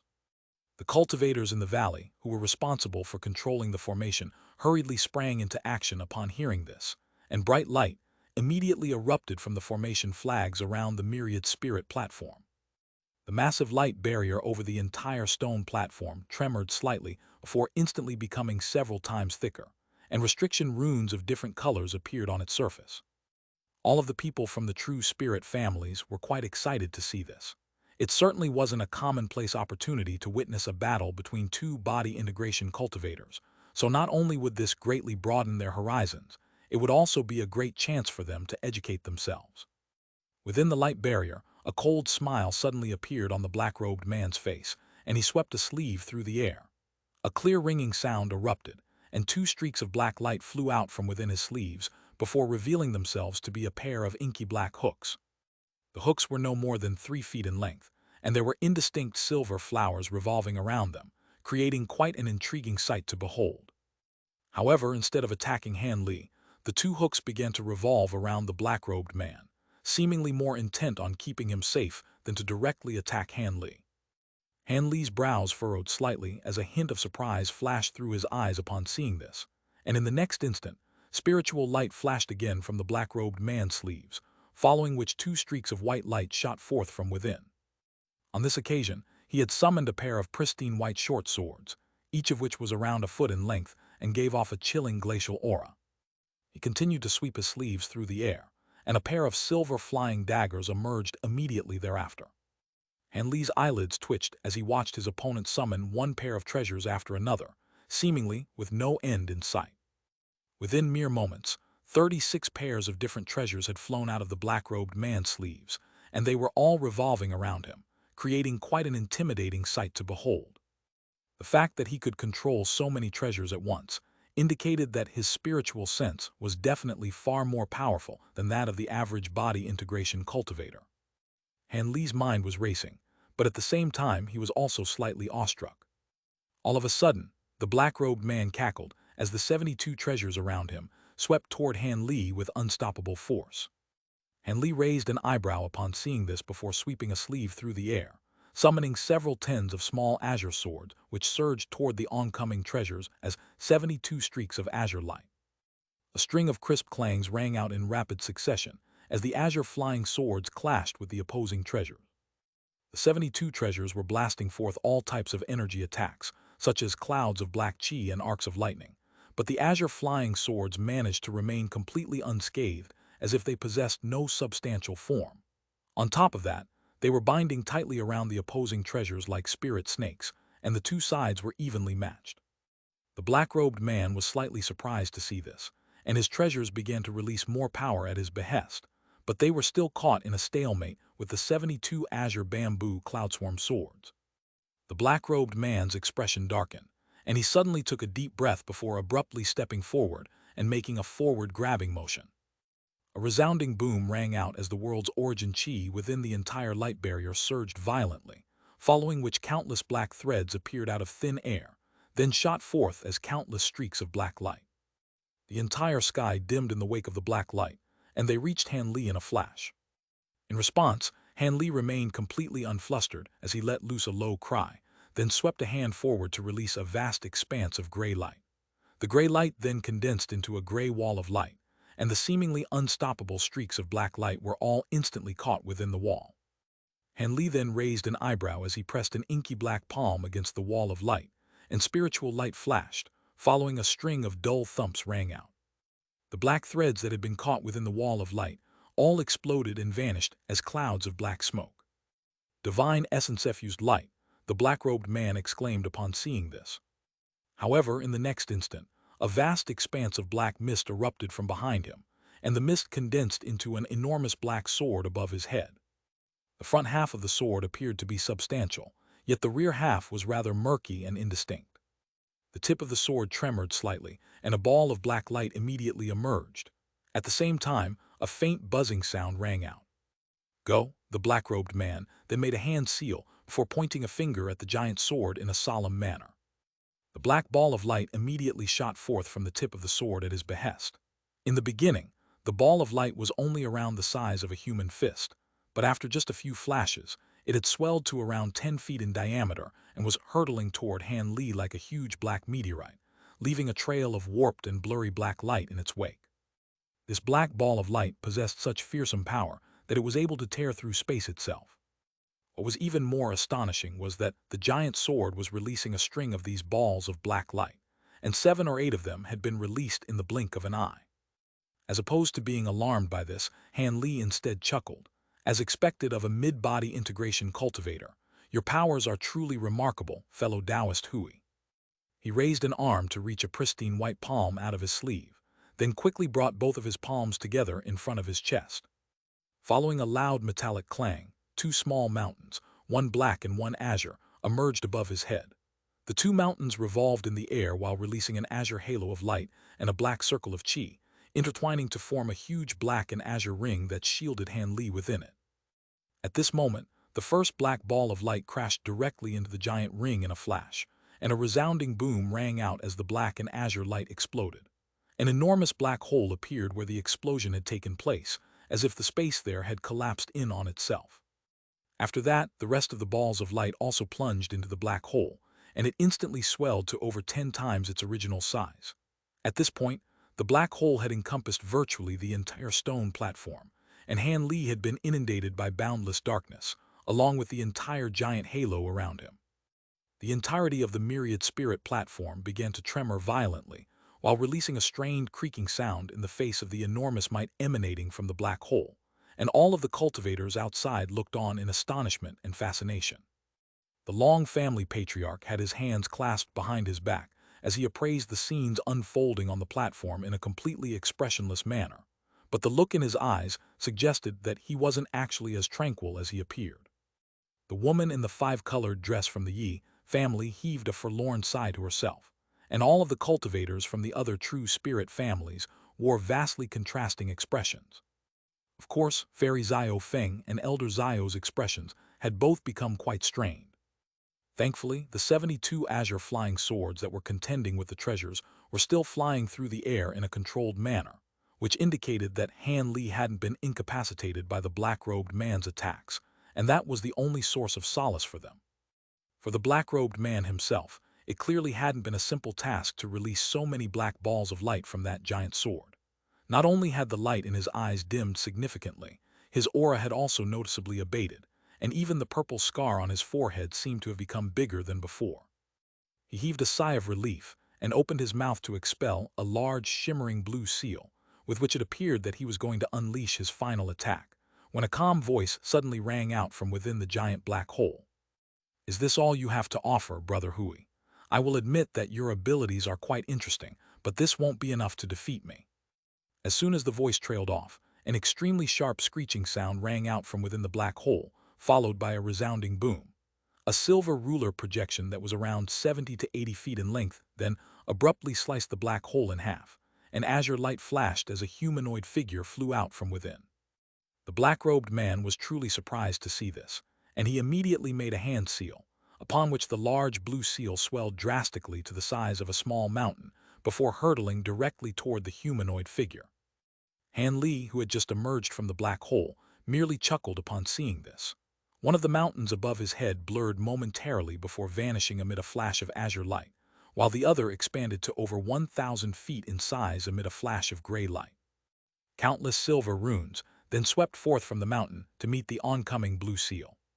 The two enormous objects clashed, and in the beginning there was no sound resulting from the clash whatsoever. In the next instant, gray shockwaves erupted through the air before sweeping forth in all directions. Letter 1D627, letter 1D4C7, letter 212F, letter 212F, letter 1D464, letter 212F, letter 1D623, letter 1D450, letter 1D630, letter 1D45A. The black-robed man wore a dark expression as he waved a sleeve through the air, easily parting the shockwaves. He then narrowed his eyes as he cast his gaze toward Han Li, but right at this moment, his expression abruptly changed drastically as he swayed to the side. A streak of invisible sword chi then emerged without any warning before glancing past his shoulder.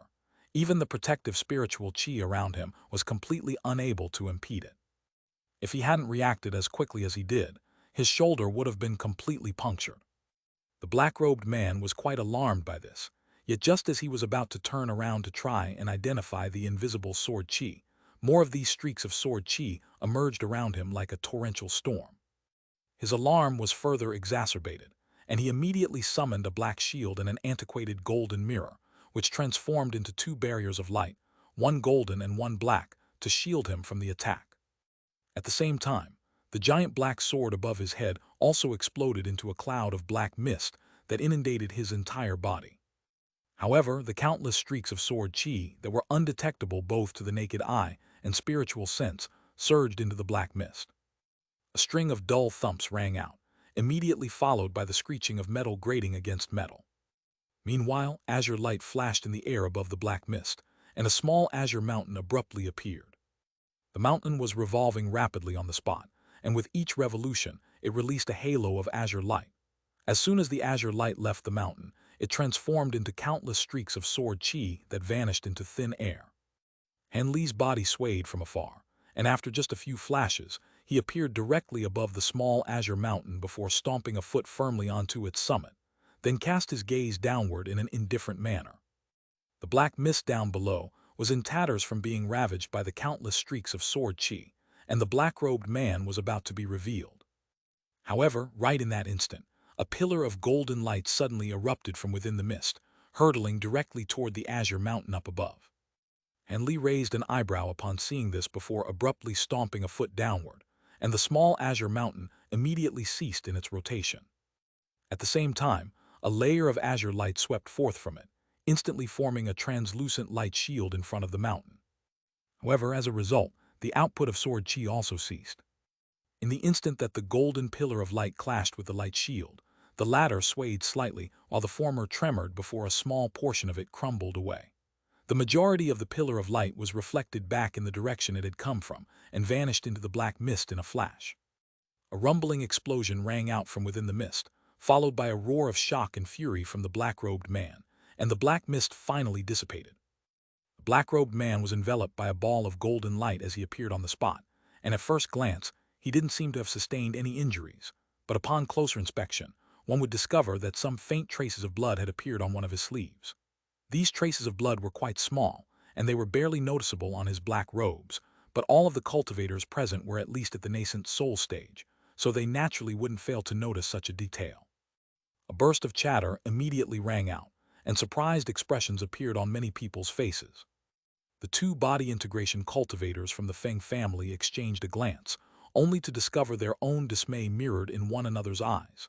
In contrast, Fairy Zio Feng and Elder Zio were ecstatic. And Li didn't unleash any further attacks as he hovered in the air above. He merely stood atop his small azure mountain and looked down at his opponent in a calm and collected manner. However, the faint azure light that was flashing from the small mountain could transform into countless streaks of sword chi again at any moment. This isn't divine essence-effused light, it's high zenith azure light. It's colorless and formless, yet peerlessly sharp. It really is just as fearsome as the legends proclaim. The black-robed man raised an arm as he spoke, extending a bloody azure hand from his sleeve to reveal several small laceration wounds, undoubtedly inflicted by Han Li's sword chi. Your abilities are just as remarkable, fellow Taoist Hui. To think that you're able to withstand high zenith azure light with nothing more than your physical body. That hand of yours is definitely no less resolute than the average defensive spirit treasure, Han Li said with a smile. Looks like I'll really have to pull out some trump cards to match you, fellow Taoist Han. The black-robed man chuckled coldly, and the laceration wounds on his hand instantly healed amid a flash of spiritual light. At the same time, he took a deep breath, and a layer of black light flashed over his body, following which countless black patterns appeared over his skin. These black patterns roamed over his entire body as if they were living beings, and from a distance, it looked as if he had transformed into a devilish creature. On top of that, his aura had also become very peculiar. An intrigued look appeared on Han Li's face upon seeing this, and he made a grabbing motion, upon which a short shimmering silver ruler appeared in his grasp. However, right at this moment, the Long family patriarch suddenly intervened. Elder Hui, I didn't assist you in cultivating this ability just so you could use it in a sparring match. You won't be able to defeat fellow Taoist Han easily, so let me face him in person. As soon as his voice trailed off, a loud thunderclap suddenly rang out from beneath his feet, and his body shot forth as a bolt of silver lightning, passing through the light barrier and appearing beside the black-robed man in a flash. The sinister look on the black-robed man's face stiffened slightly, and his heart jolted at the sight of the Long family patriarch's emotionless eyes. He nodded reluctantly and said, "Rest assured, Brother Long, the situation is under control. However, seeing as you're interested in facing fellow Taoist Han in my stead, I'll leave him to you." After that, he made a hand seal, and the black patterns all over his body gradually faded away. He then cast one final meaningful glance at Han Li before flying out of the light barrier as a streak of black light. Han Li turned toward the Long family patriarch, and there was no hint of fear on his face whatsoever as he chuckled. "Are you going to take Brother Hui's place, Brother Long? This truly is an honor. I'm already at the late body integration stage, yet you've only recently progressed to the body integration stage, so it wouldn't be right for me to engage you in battle. Instead, here's what I propose. If you can take 3 attacks from me, then I'll forfeit the match," the Long family patriarch said in a cold voice as he clasped his hands behind his back. Han Li initially faltered slightly upon hearing this before a smile appeared on his face. 3 attacks. All right, I have no objections to that. A stir immediately ran through all of the surrounding cultivators upon hearing this. Han Li had just displayed powers that weren't inferior to those of mid-body integration cultivators, and that had already drawn astonishment from many of the onlookers. Now that the Long family patriarch was proposing this 3-attack clause, everyone was getting very excited. The cultivators of the true spirit families below the body integration stage. This was going to be an extremely eye-opening experience that would surely benefit them immensely. After all, the true spirit families who were pitted against the Long family during the past editions of the True Spirit ceremony had all forfeited their matches, so it had been a very long time since everyone had seen the Long family patriarch in action. First attack. The Long family patriarch clearly had no intention of wasting time with words, and after letting loose a low cry, he suddenly reached out with one of his hands. The entire sky immediately dimmed while the nearby world's origin chi surged violently, and a huge golden claw that was several tens of feet in size appeared above Han Li's head. 5 colored runes surged over the surface of the massive claw, and it grabbed directly toward Han Li. Before the claw had even reached Han Li, the air around him tightened, and he felt as if he had been trapped in a cage of iron and steel. All of a sudden, spatial fluctuations erupted above him, and a small black mountain appeared without any warning. Gray light swept forth from the mountain, and Han Li was immediately freed. He then thrust his pristine white palm upward, and 5 colored flames instantly surged forth from his fingers, forming a massive 5-colored hand that rose up to clash with the giant golden claw amid a resounding boom. The two seemed to be evenly matched for a brief moment before the giant golden claw destroyed the 5-colored hand amid a flash of golden light. Despite this, Han Li remained completely unflustered as he pointed a finger up into the air. The destroyed remnants of the massive 5-colored hand transformed into 5-colored glacial flames in a flash, and these flames immediately swept up the huge golden claw. As a result, the golden claw faltered in midair before being sealed within a huge chunk of 5-colored glacial ice, reduced to a levitating ice statue. The Long family patriarch's eyelids twitched upon seeing this, but he then immediately yelled, "Second attack." As soon as his voice trailed off, he laid a hand onto his own head, and a thunderous dragon's roar rang out. Immediately thereafter, spiritual light flashed, and a golden worm projection flew up from the top of his head. The projection circled around in midair before abruptly plunging back down onto his body. In the next instant, bright golden light was released from his body, and golden scales appeared all over his face and limbs, while a pair of golden horns that were several inches in length emerged on his head. He had adopted a half-dragon form, and a thunderclap rang out from beneath his feet, following which he vanished on the spot in a flash. Almost at the exact same moment, Han Li heard a thunderclap erupt overhead, and the Long family patriarch appeared, then raised an arm before reaching down with his scaled golden hand. A dull thump rang out, and an enormous burst of power descended from the heavens.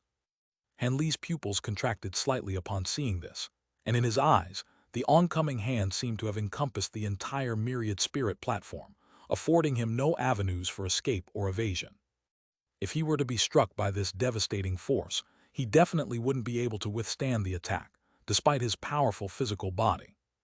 With that in mind, Han Li immediately directed the black mountain above his head toward the oncoming golden hand, sending it hurtling through the air with devastating might.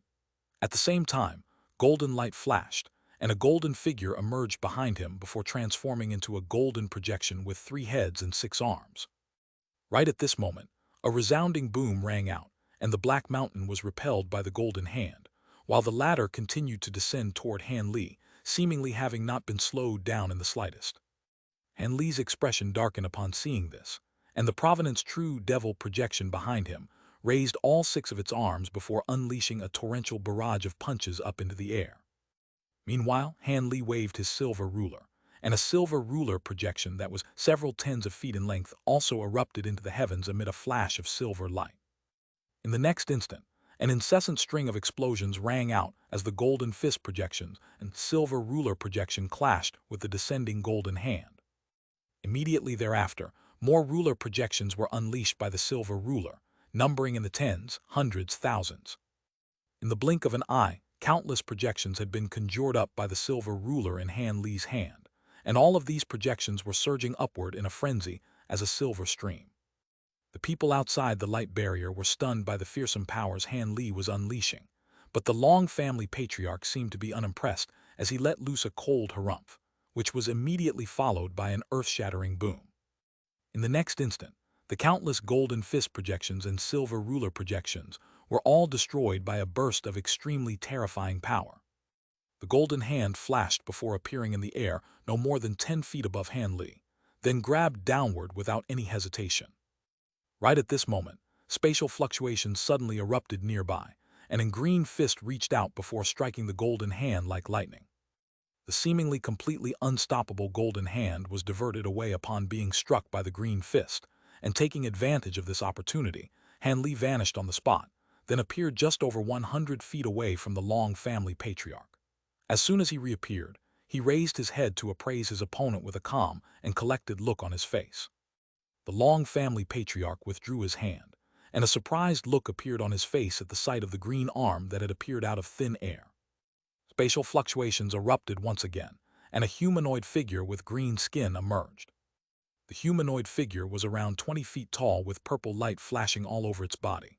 It bore a strong resemblance to Han Li, and it had green light flashing within its eyes. Han Li waved a hand toward the green figure, and it arrived by his side in a flash. "Is that a clone of yours? I must say, you have truly lived up to my expectations, fellow Taoist Han. Now then, this will be my third attack." The Long family patriarch chuckled coldly before raising an arm and making a grabbing motion toward Han Li. His actions appeared to be identical to what he had just done earlier, but on this occasion, the effect was far different. Even before his arm had been fully outstretched, a string of rumbling booms had begun to erupt in the surrounding area, alongside which countless five-colored specks of light appeared over the myriad spirit platform.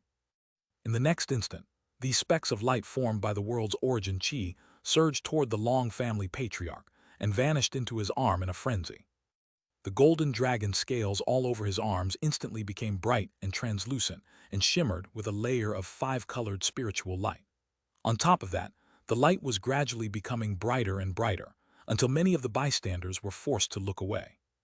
At the same time, an extremely powerful burst of foreign spiritual pressure also erupted from that very same arm.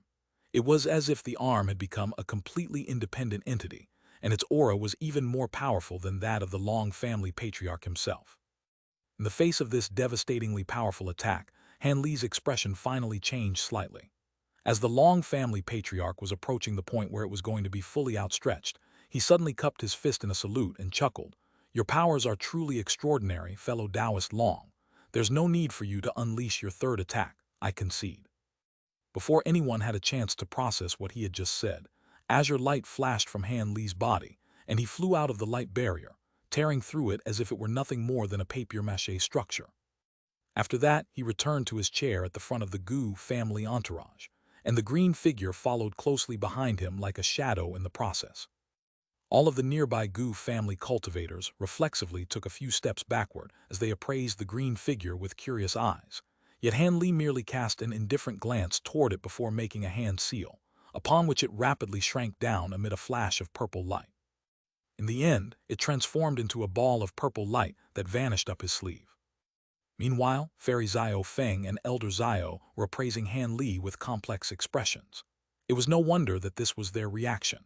As a cultivator who had only recently reached the body integration stage, he had displayed powers that were not inferior to those of mid-body integration cultivators, but right when they had thought that he would create a miracle, he jumped off the platform and forfeited the match. No matter how they looked at it, something didn't seem right. However, in the wake of Han Li's astonishing display of power, they naturally didn't dare to ask any questions and could only exchange a glance with wry smiles on their faces. They were rather exasperated by Han Li's erratic actions, but at the same time, all of their concerns had disappeared. In their eyes, Han Li was not inferior in power to their Grand Elder, Fairy Tian Li. In fact, his combat prowess seemed to be even superior. As such, it definitely wouldn't be an issue for the Gu family to secure a rank among the top 5. The Long family patriarch finally returned to his senses, and he cast his gaze toward Han Li as he chuckled. "Hee, interesting." After that, 5-colored light swirled around his arm, and the surrounding world's origin chi vanished into thin air. At the same time, The golden dragon scales all over his body also receded as he reverted out of his half-dragon form. The man wearing the copper mask in the Feng family suddenly declared, "We're giving up on our plan." "What do you mean, brother? Even if that man is more powerful than an ordinary early body integration cultivator, at the very most, he's only comparable to that Tian Li hag. Surely we can take him down together," the man in the lavish robes countered with furrowed brows. "HMPH, you think he's only comparable with Tian Li at most? Have you gone senile? Setting aside everything else, just that clone of his is extremely powerful. It was powerful enough to knock back old man Long's attack with just a single punch. That's already something that's beyond our capabilities. On top of that, he displayed no fear or concern throughout that entire battle, so he definitely has more tricks up his sleeve. Even the two of us combined will most likely find it very difficult to defeat him. I don't want our Feng family to make such an unfathomably powerful being our enemy, particularly at a time like this," the masked man replied in a cold voice. "But what about our agreement with the Lao family? We already accepted benefits from them." The man in the lavish robes was still quite hesitant. "All we agreed to was to weaken Fairy Tian Li as much as we could for them. Seeing as she's not here, it's very normal that we would change our plans. If they try to pin the blame on us, we'll just have to return what they gave us. What are they going to do? During our losers bracket match against the Gu family, just fight using normal methods," the masked man said in an implacable manner. "In that case, we'll do as you say. It's rather regrettable that we won't be able to kick the Gu family out of the top 5 families, but I guess we'll just have to wait until next time," the man in the lavish robes sighed in a reluctant manner. In contrast, the masked man could clearly see the bigger picture, and he chuckled. "The devilish tribulation is about to strike soon. Who knows how many of these true spirit families will even be left on the other side? There's no need to think so far ahead." The man in the lavish robes could only offer a wry smile in response. Meanwhile, several of the Lao family elders were standing around the only early body integration cultivator in their family, and they were currently discussing something in hushed tones. The restriction around their entourage made it impossible to hear what they were saying, but their strained expressions clearly indicated that they were far from happy about this situation. The Lao family's body integration cultivator was a white-robed middle-aged scholar, and his brows were also tightly furrowed. It was quite clear that Han Li's display of power had come as quite a nasty surprise to them.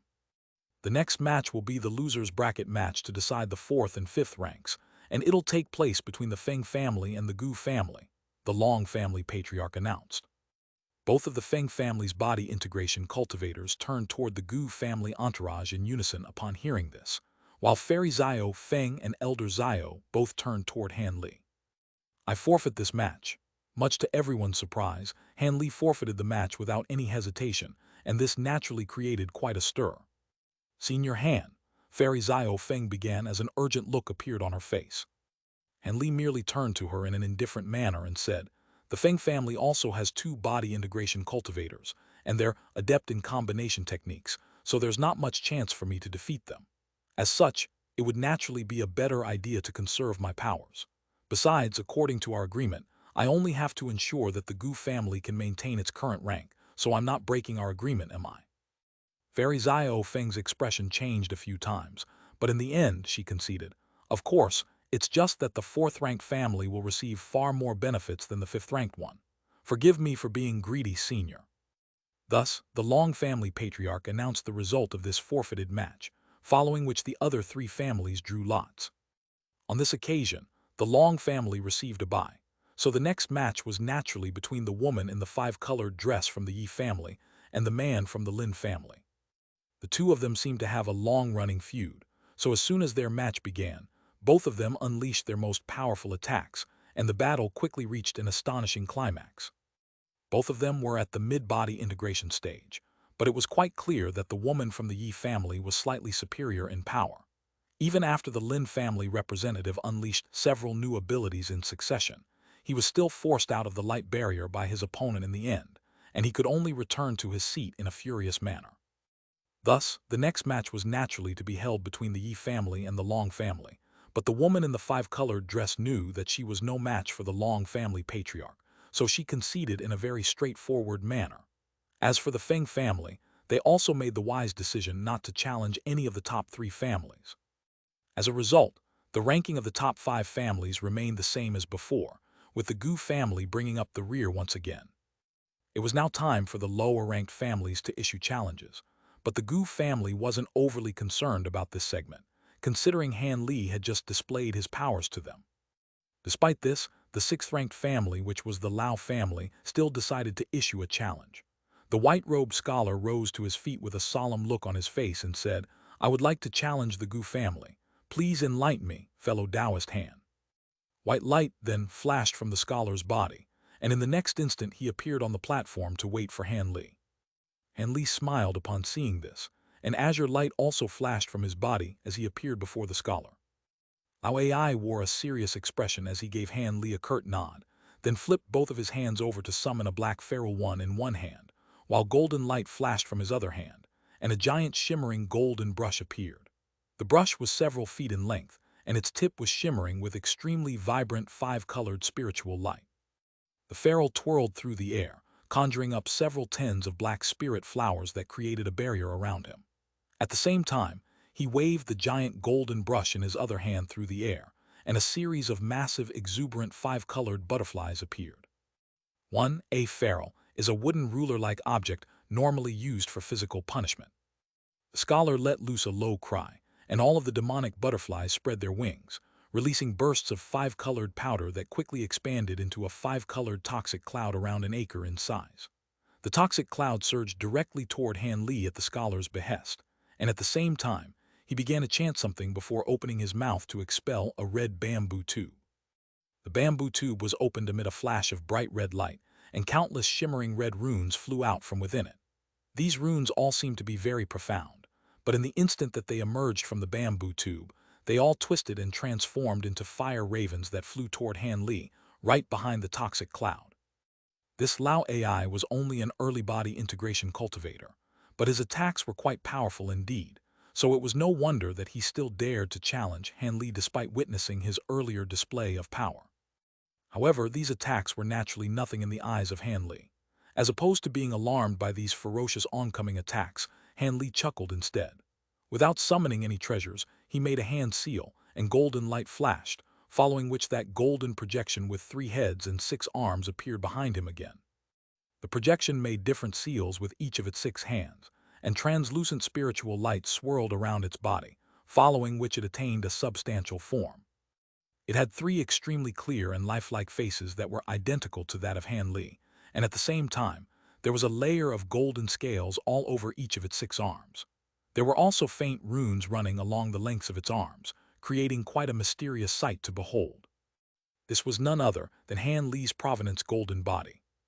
Even the Long family patriarch could no longer maintain his composure at the sight of this 3-headed golden body. A stunned look appeared on his face, and he exclaimed, "That's a golden body." Not just him, but the 2 mid-body integration cultivators of the Yi family and the Lin family were clearly aware of the existence of golden bodies as well, and they were just as astonished. In the instant that the golden body took shape behind Han Li, the toxic cloud and countless fire ravens had also reached him, and it looked as if he were going to be completely inundated. However, a cold light flashed through Han Li's eyes, and he suddenly let loose a loud cry. In the next instant, the golden body behind him swayed and somehow ended up in front of him. Bright golden light erupted from its body, and it swelled drastically to several tens of feet in size, then raised all 6 of its arms at once and thrust them toward the toxic cloud and fire ravens. A string of spluttering sounds rang out in rapid succession, and a golden ball of light emerged within each of the golden body's 6 large hands. The balls of light revolved incessantly over their palms before being hurled forth in unison. The balls of light then converged and combined in midair to form a golden vortex. At the same time, the golden body opened all 6 of its eyes at once and began to utter 3 completely different chants that stacked on top of one another. Within the vortex, loud thunderclaps rang out alongside Buddhist chants, and the vortex expanded to 30 to 40 feet in size in a flash. Immediately thereafter, a golden shockwave that was visible to the naked eye erupted from within the vortex. The oncoming toxic cloud and fire ravens were completely unable to put up any resistance and were swept up by the shockwave before being drawn into the vortex. Moments later, the devastating attacks that Lao AI had unleashed ceased to exist, and he was naturally very alarmed by this development. He hurriedly raised the giant brush in his hand to try and unleash another wave of attacks, but it was too late. The Provenant's golden body raised all 6 of its arms at Han Li's behest before unleashing punches toward Lao AI from afar. 6 shimmering golden fist projections erupted forth amid a string of dull thumps, then instantly vanished into thin air. Crab. Lao AI was a seasoned veteran when it came to battles, and he immediately knew that he was in trouble. Instead of unleashing an attack with his giant golden brush, he suddenly withdrew it before drawing a circle with it in midair. Golden light flashed, and a round golden shield appeared in front of him out of thin air. At the same time, the red bamboo tube he had summoned earlier also transformed into a red light barrier that enveloped his body within it. In addition to the black light formed by the black feral, he had instantly set up 3 layers of defenses, all of which appeared to be quite formidable. However, in the instant that these defenses took shape, the 6 shimmering golden fist projections suddenly re-emerged out of thin air. Initially, they had only been around the size of human hands, yet they were now as large as a human head and struck the defenses amid a string of sharp ringing sounds. Blinding golden light flashed as the first 3 fist projections exploded, and the 3 layers of defenses were vanquished, exposing Lao AI to the rest of the attacks. Lao AI was naturally petrified to see this, and he immediately brought his hand together before separating them again to produce a white bone hammer. He grabbed onto the long shaft of the hammer with both hands and swept it horizontally before him like lightning. The white bone hammer instantly swelled to around 10 feet in size, following which the remaining 3 golden fist projections reached him at alarming speeds. An earth-shattering boom rang out as golden and white light intertwined. Lao AI felt a burst of enormous power crash into his hammer, sending sharp pain spearing through his fingers, and he took an involuntary step backward. Before he even had a chance to steady himself, the second fist projection struck the bone hammer as well amid another resounding boom. Lao Ai's face turned completely pale and devoid of color as the bone hammer was forcibly wrenched out of his hands, flying away into the distance alongside the second fist projection. The third fist projection then struck the protective spiritual light around his body without giving him any chance to react, and he could only look on in horror and despair at the oncoming unstoppable attack. Golden light flashed, and a burst of enormous power erupted forth, sending him flying without being able to offer any resistance. His body flew through the air like a cannonball, crashing straight through the light barrier with a dull thump before flying over 100 feet away from the myriad spirit platform. Only then did he just barely manage to stabilize himself in midair, and he hurriedly examined his own body, upon which he heaved a long sigh of relief. Lao AI then turned to Han Li with a grateful look on his face before cupping his fist in a salute. "Thank you for holding back, Brother Han. Your powers are far superior to mine." It was quite clear that he knew that he was only able to remain completely unscathed, as Han Li had held back in his final attack. "There's no need to thank me. This is only a sparring match, so my objective isn't to wound you," Han Li replied with a nonchalant smile. He naturally wasn't going to make enemies for himself for no good reason. At this point, all of the onlookers from the true spirit families were completely flabbergasted. Most of them had already identified that Han Li was definitely no ordinary early body integration cultivator, yet it still came as a massive shock to everyone that he was able to defeat Lao AI so easily. As for the body integration cultivators among the true spirit families, they were now appraising Han Li with awe and veneration, while a small portion of them were looking at him with complex contemplative looks on their faces. Han Li flew casually out of the light barrier and returned to his seat among the Gu family entourage, upon which Bai Gyur immediately offered a cup of spirit tea to him in a respectful manner.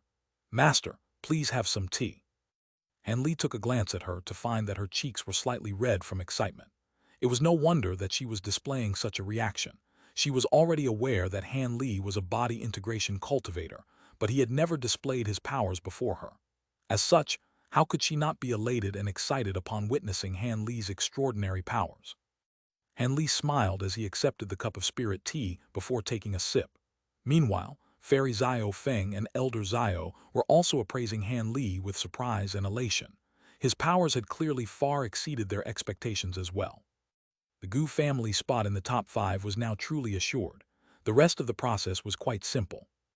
All of the true spirit families were aware of how powerful one another were, so there weren't that many challenges. After just a few matches, all of the rankings had been decided. After that, it was time to distribute the badges created by that myriad spirit beast, as well as other resources, according to these new rankings. And Li naturally played no role in this and left things to Fairy Xiao Feng and Elder Xiao. He merely sat in his seat with an amused smile, as the family leaders gathered on the myriad spirit platform, completely cast aside all pretenses of affability and civility, arguing with one another with spittle flying in all directions. Even the slightest compromise would lead to the loss of an astonishing amount of benefits, so there were naturally no families who were willing to back down. Thankfully, the rankings that had just been established aided in speeding up this resource distribution process. Otherwise, they would most likely argue indefinitely without a consensus ever being reached. However, the body integration cultivators among the true spirit families naturally weren't going to stoop to this level, and they all remained in their seats as well, patiently awaiting the result of the negotiations. Some of them were appraising Han Li with curiosity in their eyes, and on this occasion, none of them dared to display any animosity, so Han Li merely rested with his eyes closed and pretended not to notice. All of a sudden, the voice of the Long family patriarch rang out within his ears. "Fellow Taoist Han, your abilities aren't limited to the clone and golden body you displayed just now, right?" And Li's expression changed slightly as he opened his eyes and turned toward the Long family patriarch. He then also transmitted his voice calmly in response. "Oh, I'm sure your abilities aren't just limited to your half-dragon transformation. Isn't that right, Brother Long? Letter 1D65B, letter 1D493, letter 1D486, letter 1D65A, letter 1D498, letter 1D486, letter 1D484, letter 1D490, letter 1D4F6. The Long family patriarch was silent for a moment before asking a question that caught Han Li completely off guard. "Of course. However, your powers are far superior to what I anticipated. Are you related in any way to the Holy Island, Brother Han?" Han Li's heart stirred slightly upon hearing this, but his expression remained unchanged as he asked, "The Holy Island? Why do you ask, fellow Taoist?" "It's fine if you don't want to tell me. However, I have something I would like to discuss with you. Would you be interested in meeting me in the Myriad Spirit Hall tonight?" The Long family patriarch asked with a faint smile. The Myriad Spirit Hall. Han Li's brows furrowed slightly upon hearing this, and many thoughts raced through his mind at once. The so-called Myriad Spirit Hall was a hall that had been carved into a mountain face in this valley. The hall was where the true spirit family leaders and elders had first gathered to discuss the proceedings of the ceremony. The fact that the Long family patriarch was extending an invitation to meet him later in this hall suggested that he definitely had something very important to talk about. Han Li didn't reject this offer right away, but he took a rather cautious route as he asked, "Would you be able to reveal what you would like to speak to me about so I can make a decision?"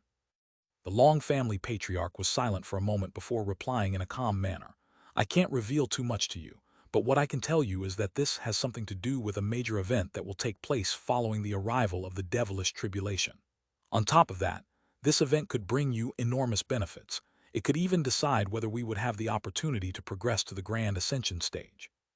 Despite Han Li's calm and steadfast nature, he was still stunned by what he had just heard. The Grand Ascension stage. "Indeed, I've already made agreements with several other fellow Taoists to join me, and with the powers you've displayed, you've earned the right to participate in this matter as well," the Long family patriarch confirmed. Han Li forcibly repressed his own astonishment, and only after a long while did he finally make a decision. "All right, in that case, I'll be meeting you later tonight." The Long family patriarch seemed to be very pleased with Han Li's answer, and he chuckled, "Hee, you've definitely made a wise decision, fellow Taoist. I'm sure what we're going to be talking about will be of great interest to you." After that, he didn't speak any further about this matter. The rest of the True Spirit ceremony was very simple. After finally arriving at an agreement about the distribution of resources, the entire ceremony drew to a conclusion. Fairy Xiao Feng led Han Li to a secluded place and handed over what she had promised to Han Li without any delay. After that, she couldn't help but extend another invitation for Han Li to join the Gu family, and she stated that if Han Li were to agree, not only would he receive the same benefits afforded to the Grand Elder of the Gu family, he would have absolute authority in the family second only to the family leader herself. However, Han Li euphemistically turned her down again. Fairy Xiao Feng was very disappointed by this, and she could only ask Han Li to visit the Gu family whenever he had some free time. It was quite clear that she wanted her Gu family to establish good relations with Han Li. Han Li naturally agreed with a smile to this proposal. Thus, some of the true spirit families began to depart from the myriad Spirit Valley and embarked on the journey to return to their respective territories. In contrast, most of the families decided to remain in the myriad Spirit Valley for a few more days to exchange some resources and cultivation arts, which would make the journey to come here somewhat worthwhile for the ordinary members of these true spirit families. The Gu family was one of the families that stayed, temporarily settling in a cluster of buildings within the valley, among which Han Li occupied a small pavilion to himself. That night he silently departed from the pavilion and flew toward the myriad spirit hall. Upon approaching the hall, he discovered that there was someone standing at the entrance in silence, seemingly stationed there specifically to wait for him. Han Li focused his gaze on the figure to find that it was Elder Hui of the Long family. The black-robed man had completely discarded his animosity toward Han Li, and he cupped his fist in a salute with a warm smile on his face. "You really are a man of your word, fellow Taoist Han. Brother Long and the other fellow Taoists have been waiting for some time already." "Oh, has Brother Long invited other people as well?" Han Li asked in a contemplative manner. "Haha, indeed he has. All will be revealed soon enough. Please follow me," the black-robed man chuckled as he made an inviting hand gesture. "All right then, please lead the way, fellow Taoist Hui," Han Li replied with an indifferent nod. The black-robed man seemed to be completely unfazed by Han Li's rather aloof demeanor, and the two of them strode into the hall one after the other. The entire hall was almost completely empty, devoid of even the guards that were normally stationed here. It was quite clear that they had been asked to vacate the hall in advance.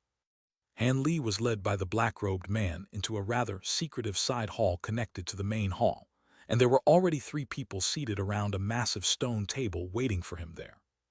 As soon as Han Li made his way into the room, everyone turned toward him in unison, and upon catching sight of these people, Han Li's pupils immediately contracted slightly.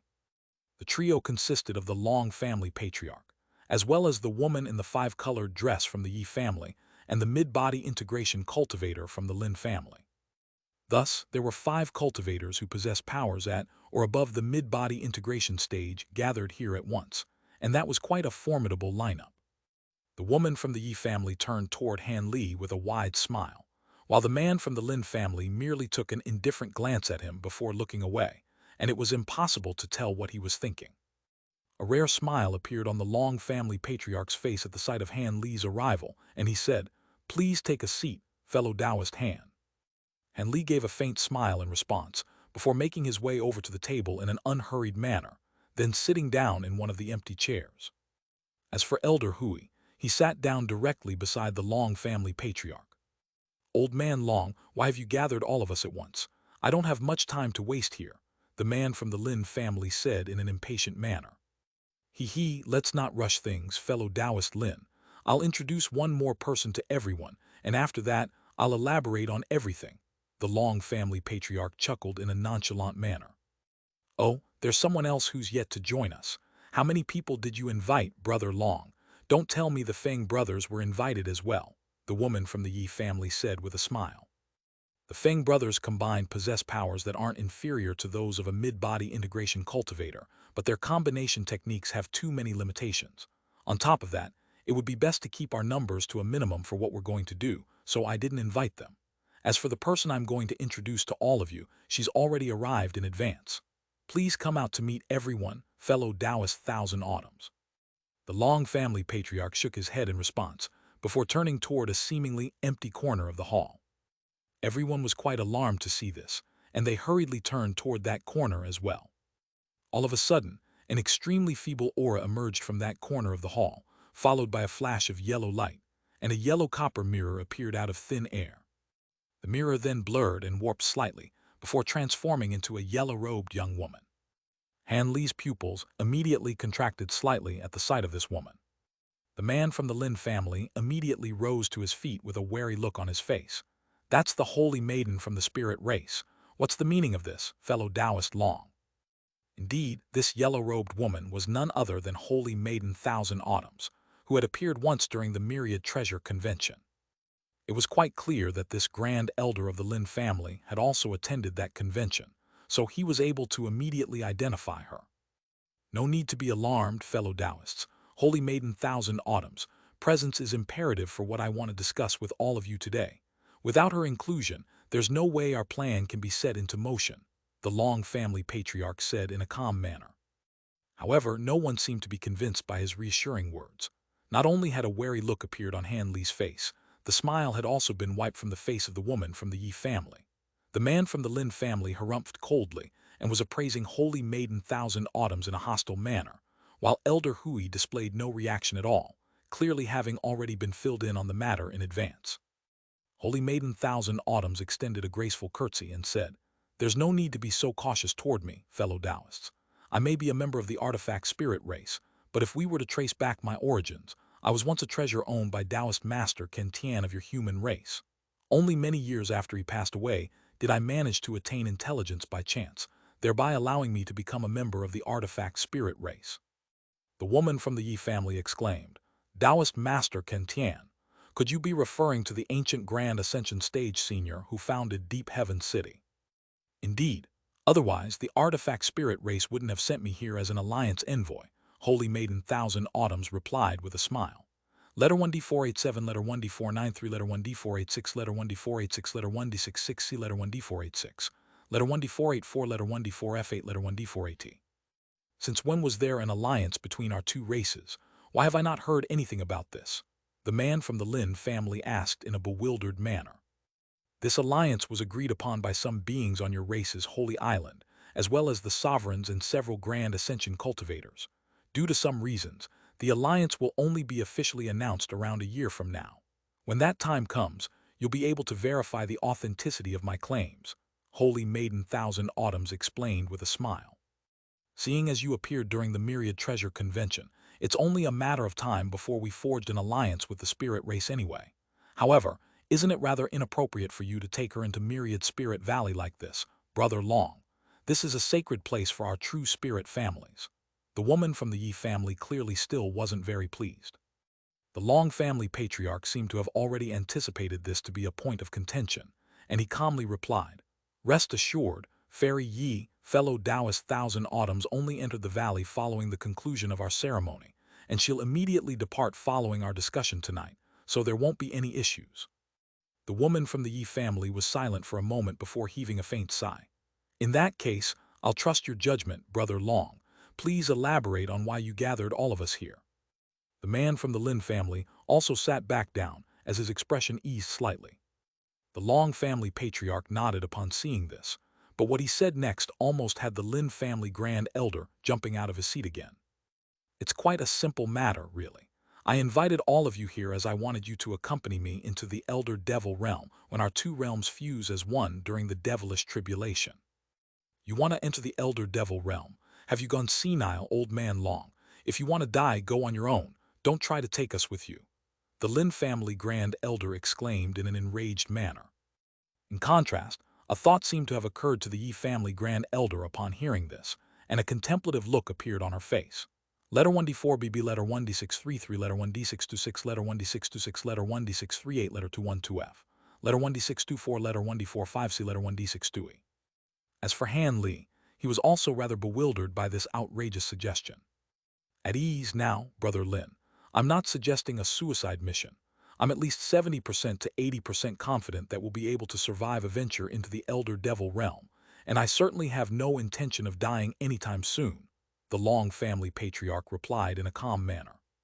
"HMPH, even so, the sacred ancestors of the Elder Devil realm are extremely fearsome beings. If we encounter one of them, there's no way we could get away alive, and that isn't even taking into account the countless high-grade devilish beings in that realm. Perhaps we can combat them using the power of formations in the spirit realm, but if we enter their territory, we'll be feeding ourselves to the wolves," the Lin family grand elder condemned. "What if I were to tell you that I have a way to convert our auras to be temporarily identical to those of ordinary elder devils, and the disguise is so convincing that even body integration stage elder devils won't be able to see through it? What do you think now, Brother Lin?" the Long family patriarch asked as he narrowed his eyes slightly. "Are you being serious, Brother Long? The high-grade elder devils of the Elder Devil realm are adept in all types of unfathomable abilities. How could we possibly be able to fool them?" the woman from the Yi family asked with furrowed brows. The Long family patriarch merely chuckled in response before turning to Holy Maiden Thousand Autumns. Fellow Taoist Thousand Autumns, please demonstrate. Of course, the yellow-robed woman replied with an elegant smile, then flipped a hand over to reveal a thumb-sized black bead that she placed into her mouth and swallowed. In the next instant, she made a hand seal, and a layer of black mist appeared over her body, completely inundating her in an instant. The black mist then surged like living tendrils, and Han Li's pupils contracted at the sight of it as he murmured to himself in a barely audible voice, "That's true devilish chi." 1. Even though he was speaking in such a faint voice, all of the people in the hall were body integration cultivators, so they naturally managed to overhear him. The man from the Lin family and the woman from the Yi family exchanged a glance, and their expressions both changed ever so slightly. In contrast, the Long family patriarch turned to Han Li with a meaningful gaze and remarked, "You must be using some kind of powerful devil Dao cultivation art for you to be able to identify this true devilish chi so quickly, fellow Taoist Han. Come to think of it, the golden body that you displayed earlier in the day is rather similar to some elder devil avatars of the elder devil realm, so that does make some sense." "You truly possess a sharp, discerning eye, Brother Long," Han Li replied with an ambiguous smile. Right at this moment, Holy Maiden Thousand Autumns let loose a delicate cry, and the true devilish chi converged toward her in a frenzy. Within mere moments, all of it had been converted into black liquid that was absorbed into her body, and once the mist dissipated, she was revealed once again. However, there was something different about her. In terms of physical appearance, there was no difference whatsoever, and judging from that alone, one could easily be forgiven for thinking that whatever she had just done had completely failed. However, right before everyone's bewildered eyes, her aura suddenly transformed, and a burst of astonishing devilish chi suddenly erupted from her body. Several inky black devilish patterns appeared over her fair and delicate cheeks, and a black bead emerged on her glabella. Even though half of the bead was embedded into her glabella, it was quite clear that this was the very same bead that she had swallowed. Han Li's expression changed slightly, and he immediately directed his spiritual sense toward the woman, following which a surprised look appeared on his face. He discovered that the magic power flowing within her body had become extremely pure true devilish chi, and the aura that she was giving off was completely identical to that of the elder devils he had encountered back in the human world. Not only was Han Li quite stunned by this, the grand elders of the Lin family and the Yi family were also very alarmed. After a brief silence, the woman from the Yi family said in a cautious manner, "That is indeed very convincing, but we're not devilish beings after all, so perhaps we're unable to see through this disguise, but the elder devils may be able to. Rest assured, Fairy Yi, this devil fane bead of mine was refined from the devilish core of a deceased elder devil. After the true devilish chi within it is expelled using a secret technique, there's no way that the average high-grade elder devil can see through it. In order to test the efficacy of this bead, I mingled myself with several elder devils that our spirit race captured during the last devilish tribulation, and I was held captive with them for several months. During that time, none of them managed to see through my disguise. While it is indeed true that we still have to be wary of the sacred ancestors and some other devilish beings who possess certain special abilities, the chances of encountering such beings are almost negligible. After all, according to the legends, the elder devil realm is no smaller than our spirit realm," the yellow-robed woman said in a serious manner. Contemplative looks appeared on everyone's faces upon hearing this. After some contemplation, the woman from the Yi family sighed. "All right, even if we were to accept that this is a plausible course of action, venturing into the elder devil realm is still an extremely perilous endeavor. You have to tell us exactly what we're searching for. If an opportunity to progress to the grand ascension stage really does exist in that realm, then I'm willing to take a risk even if there's only a sliver of an opportunity awaiting us." The grand elder of the Lin family faltered slightly upon hearing this, before awaiting a response with a surly look on his face. "You think I would propose taking such a massive risk without a suitable corresponding reward? Have you heard of the spirit cleansing pond and the clean spirit lotus?" The Long family patriarch chuckled coldly. Spirit cleansing pond, clean spirit lotus. Both Han Li and the man from the Lin family were rather perplexed by these two names. In contrast, a flash of recognition flashed through the eyes of the woman from the Yi family. "He looks like you've heard of it, Fairy Yi. That's no surprise, considering you were once an unnamed disciple of Senior Mo," Elder Hui chuckled. What are you trying to say, Brother Hui? Are you expressing displeasure toward Master Mo? The woman from the Yi family asked in a cold voice. He, I wouldn't dare to be so insolent. I'm just saying that Senior Mo has presumably ventured deep into the Elder Devil realm on more than one occasion, so it wouldn't be a surprise if he knew of the Spirit Cleansing Pond and Clean Spirit Lotus in that realm, Elder Hui replied. I know of the two items you're referring to, but that has nothing to do with my master. Instead, one of the forefathers of our Yi family slew a high-grade elder devil during a previous devilish tribulation, and learned this information by searching that elder devil's soul. However, the information is very rough and unspecific. All I know is that those two items aren't very useful at all to devilish beings, but they can have incredible effects on the beings of our spirit realm. The woman from the Yi family explained in a cold manner. I see. Looks like I misread the situation, Elder Hui chuckled, and it was impossible to tell whether he truly believed this alibi. A contemplative look appeared on the Long family patriarch's face upon hearing this exchange, and Holy Maiden Thousand Autumn smiled as she said, You may not have heard of the Spirit Cleansing Pond and Clean Spirit Lotus, but I'm sure you've heard of the Immortal Transformation Pond and Enlightenment Attainment Lotus, right? The man from the Lin family immediately shook his head in disbelief as he exclaimed, What? Are you saying that they're the same thing? That's impossible. The Immortal Transformation Pond is something that only exists in the true immortal realm, and it's said that only newly ascended cultivators will be granted the opportunity to enter the pond and attain an immortal body. As for that Enlightenment Attainment Lotus, it's a spirit item that only exists alongside the Immortal Transformation Pond, and can drastically improve one's spiritual root and intelligence. It's said that even a severely mentally disabled person could attain extraordinary intelligence upon consuming this flower. Han Li was naturally quite stunned to hear the names of these two legendary items as well, and he stared intently at Holy Maiden Thousand Autumns, trying to identify whether she was telling the truth. As for the woman from the Yi family, she remained completely silent with a dark expression on her face. The Immortal Transformation Pond and Enlightenment Attainment Lotus are extremely rare even in the true immortal realm. It would take tens of millions of years for them to take shape, so they're naturally not the same as the Spirit Cleansing Pond and Clean Spirit Lotus. However, even though the effects of the latter pair of items are far inferior, they're still more than enough to drastically enhance us in all areas.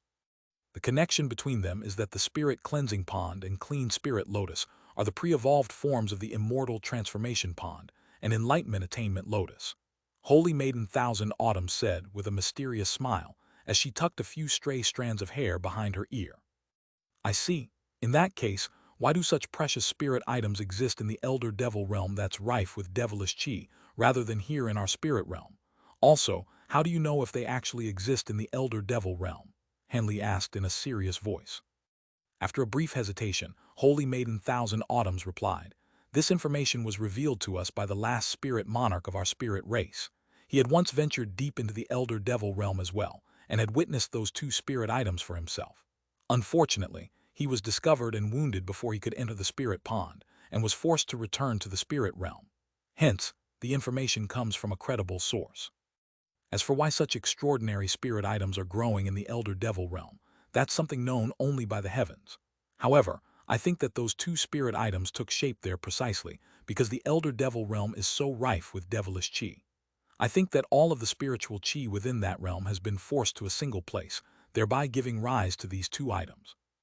In contrast, our spirit realm is indeed more abundant with spiritual chi overall, but it's not condensed enough in any place to allow such spirit items to take shape. 1 IGT. Note, true devilish chi equals perfect devil chi, the higher grade devil chi that was used in earlier arcs to corrupt the lower realm, made multiple appearances, one of which was in chapter 1060. After a brief moment of contemplation, Henley turned to the Long family patriarch and said, I see, so it must have been you who revealed this information to fellow Taoist Long. However, I'm sure there has to be other reasons why Brother Long is willing to believe this information so firmly, right? The grand elders of the Yi family and the Lin family also turned to the Long family patriarch to await his response. I naturally have my own methods to verify the authenticity of this information, but I can't disclose the method I used. Thankfully, Fairy Yi's words from earlier provide further confirmation that those two spirit items do indeed exist somewhere in the Elder Devil realm. In that case, It's up to us to decide whether we dare to take this risk to pursue this extraordinary reward. Truth be told, Holy Maiden Thousand Autumns, Brother Hui, and I have already decided to go on this venture no matter what, and will also be joined by several Holy Spirit-level beings from the spirit race. The three sovereigns definitely wouldn't participate in something like this, so I decided to invite the three of you instead. Hee, I actually initially only planned on inviting Fairy Yi and Brother Lin, but you turned out to be an unexpected surprise, fellow Taoist Han. Now then, are the three of you willing to venture into the Elder Devil realm with us? The Long family patriarch asked with a hint of finality in his voice. Han Li and the others exchanged a few glances upon hearing this, and none of them immediately gave a reply. After a long while, the woman from the Yi family said, "When are you planning to travel to the Elder Devil realm, Brother Long? According to what I've heard, this devilish tribulation is going to be far more perilous than the previous ones, and even our entire human race could be wiped out if we're not careful. If we pick the wrong time to leave, there's a very good chance that we could perish." I've naturally already considered all of this. After taking all these factors into account, I've decided to enter the Elder Devil realm several decades after the commencement of the devilish tribulation. At that point, the human race would have most likely already weathered the most fierce part of the storm, and a stalemate would therefore ensue. If we enter the Elder Devil realm under those circumstances, we should be quite safe.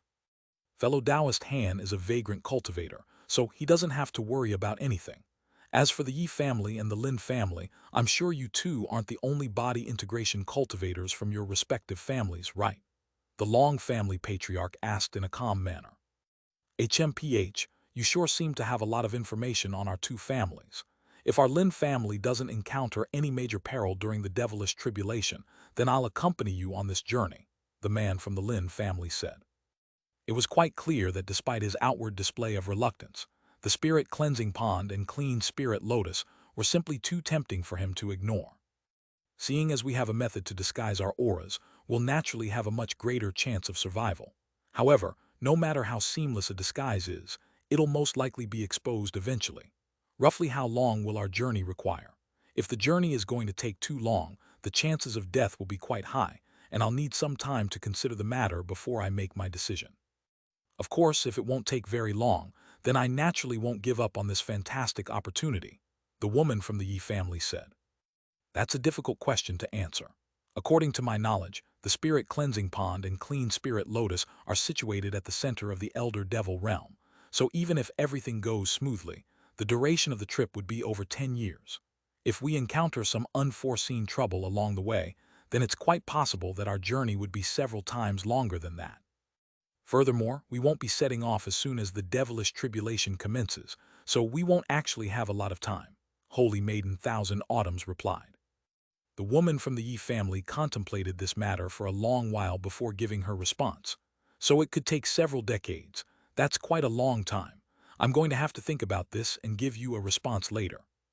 The Long family patriarch wasn't surprised to hear this, and he nodded in a meaningful manner. Of course, this is indeed a matter that'll require careful consideration. However, your heavenly phoenix bloodline grants you some powerful spatial abilities, so you would be a great asset to us if you were to come on this journey. If you choose to remain behind, it would be quite a pity.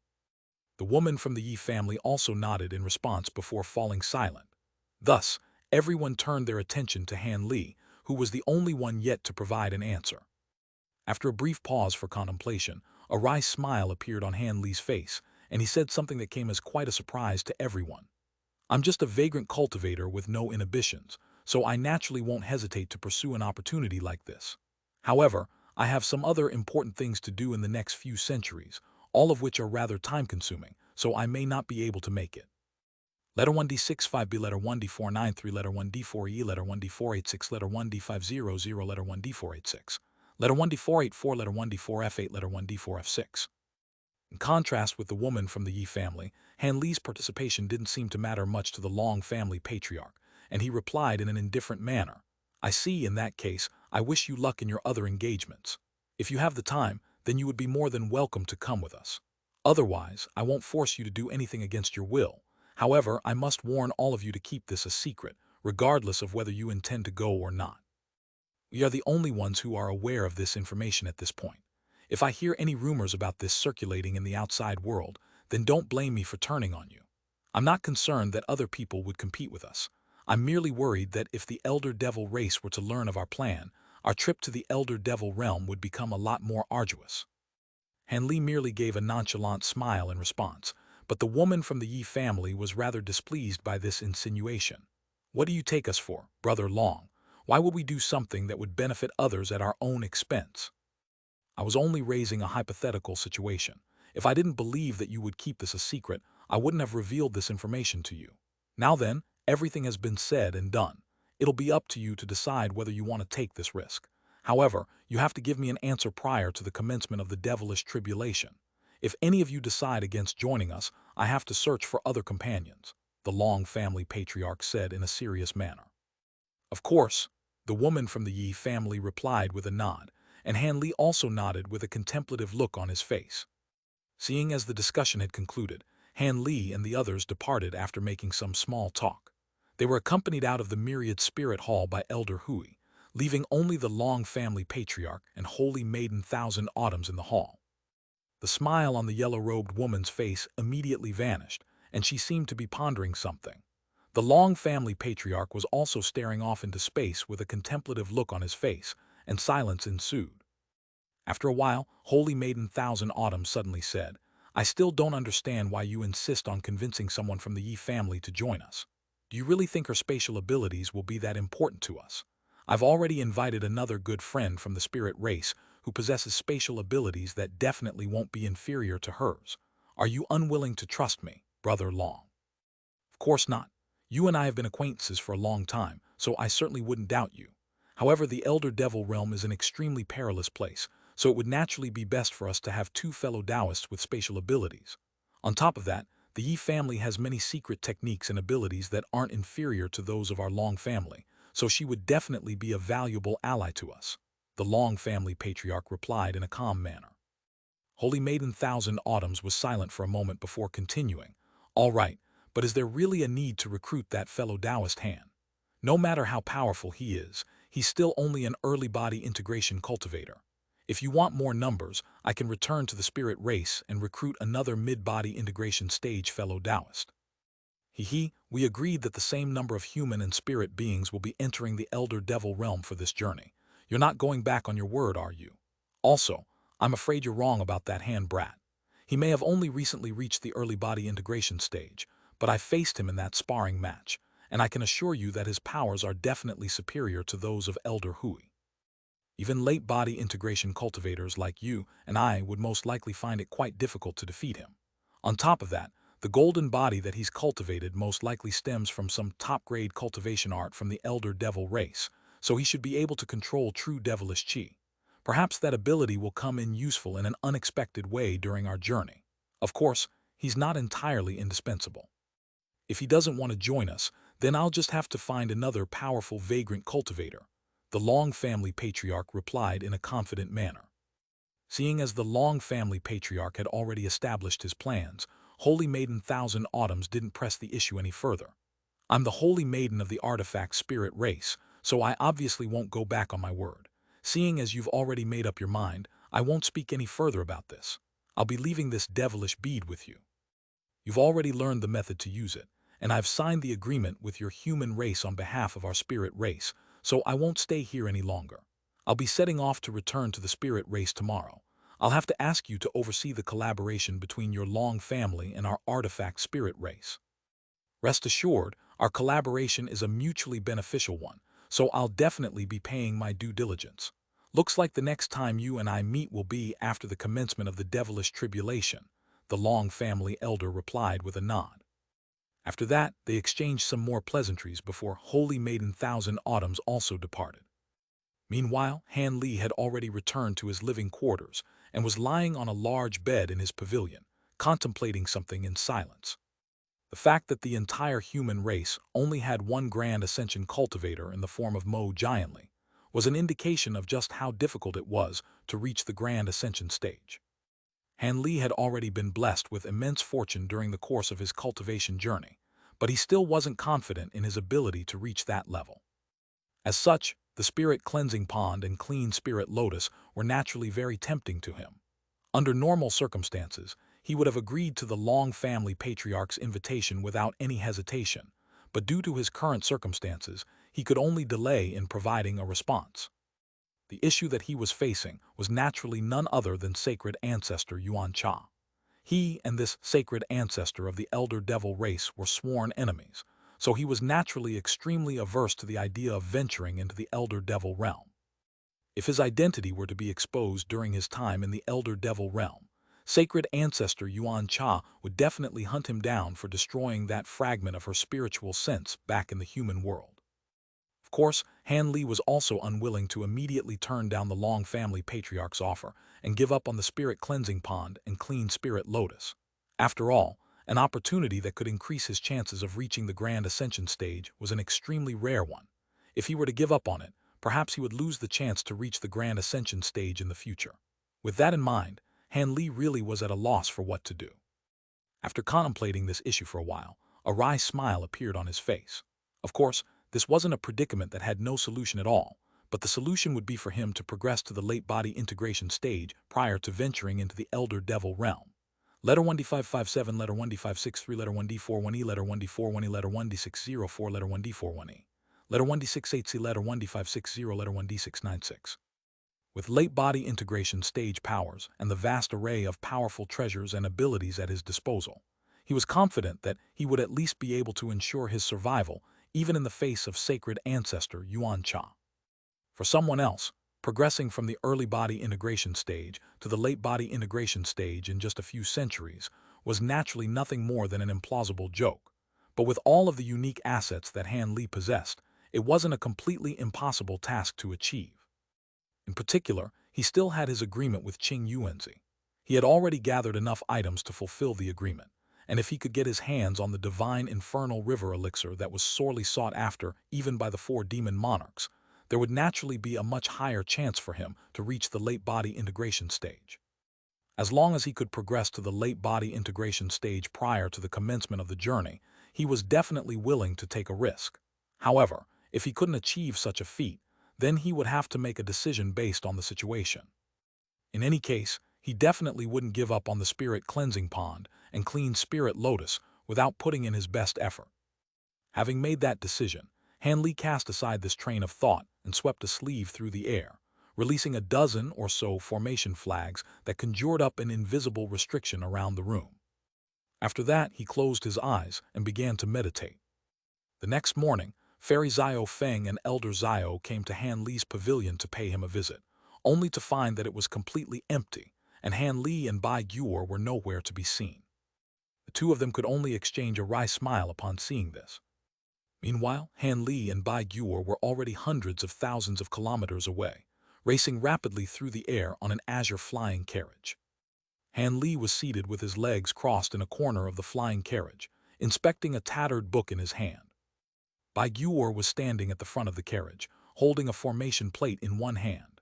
There was a layer of azure light flashing over the surface of the formation plate, and it was controlling the flying carriage in its flight.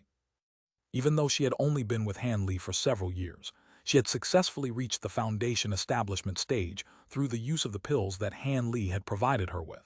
As such, she was able to just barely control this flying carriage through the help of the formation plate in her hand.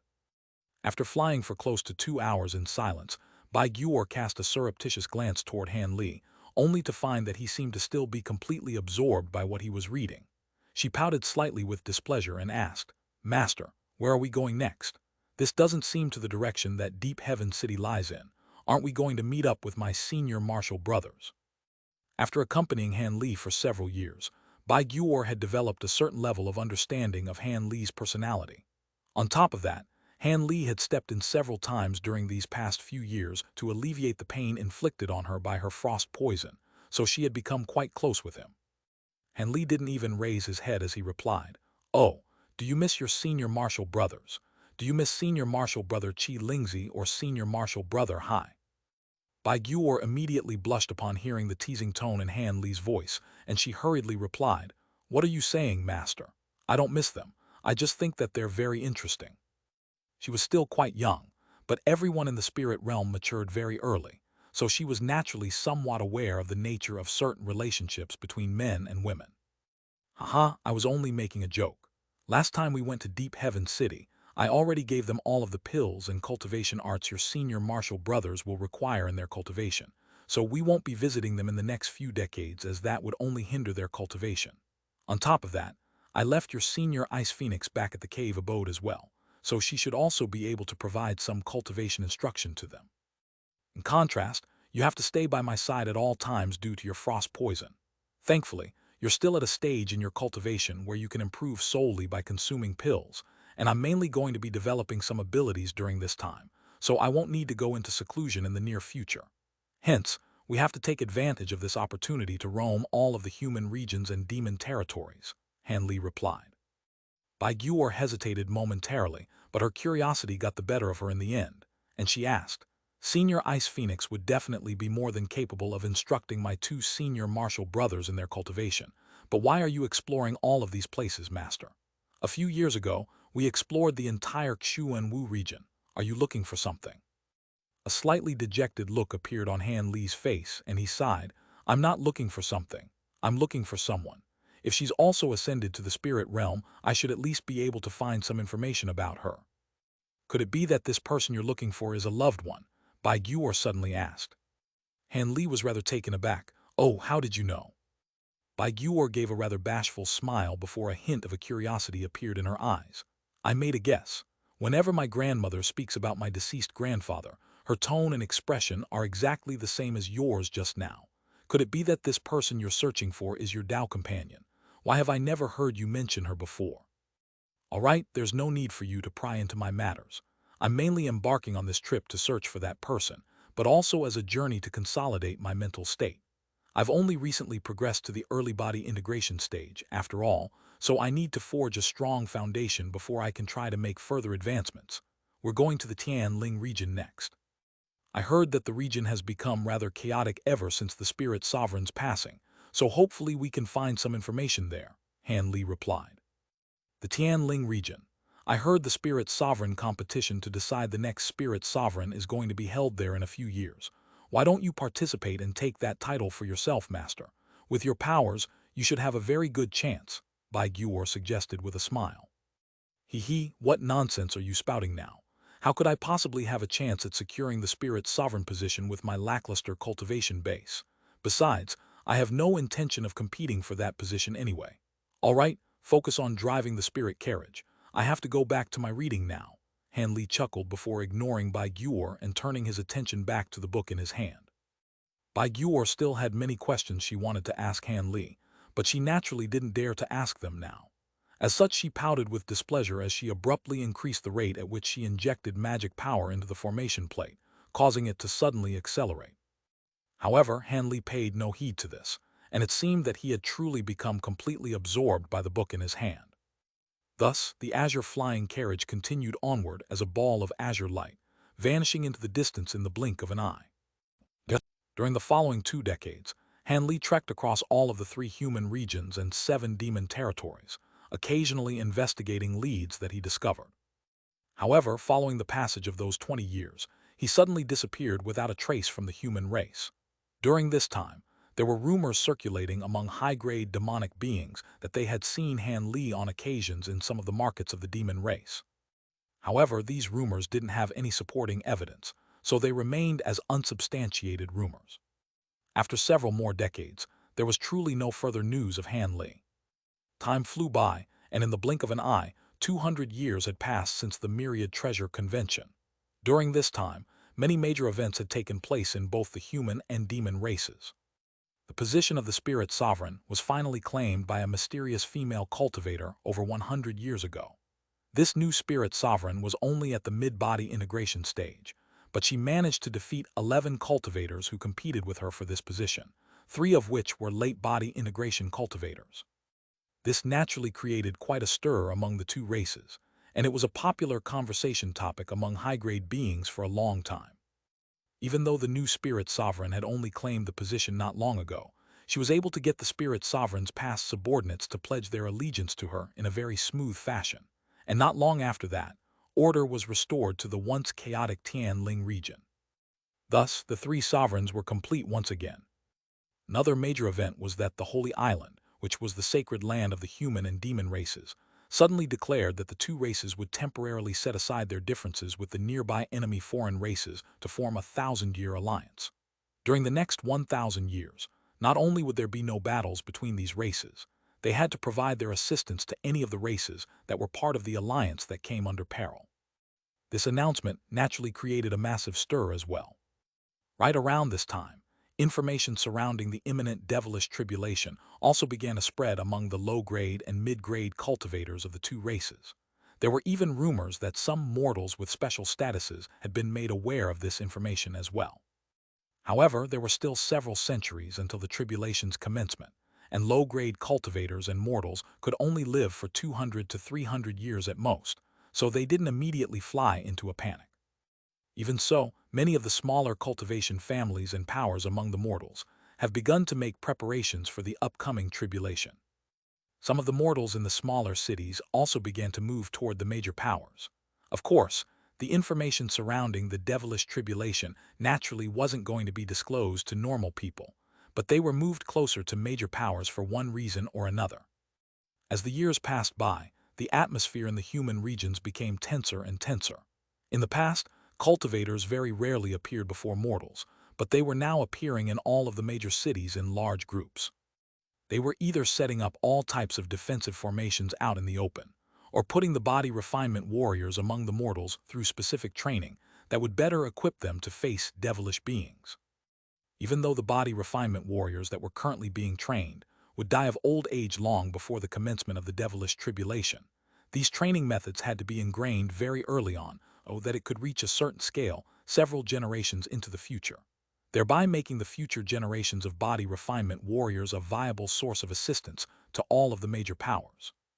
After all, there were over 100 times as many body refinement warriors as there were cultivators, and even though the most powerful ones among them were only comparable to nascent soul cultivators, their staggering numbers made them a force to be reckoned with. During the past devilish tribulations, it had been proven that when properly armed, these body refinement warriors could be very effective against low-grade and mid-grade elder devils. Batches of spirit tools that had been hidden in the secret vaults of the major powers were also being brought out and distributed to the powers among the mortals. Meanwhile, more powerful spirit tools were being refined in large batches by the tool refinement masters of the major powers.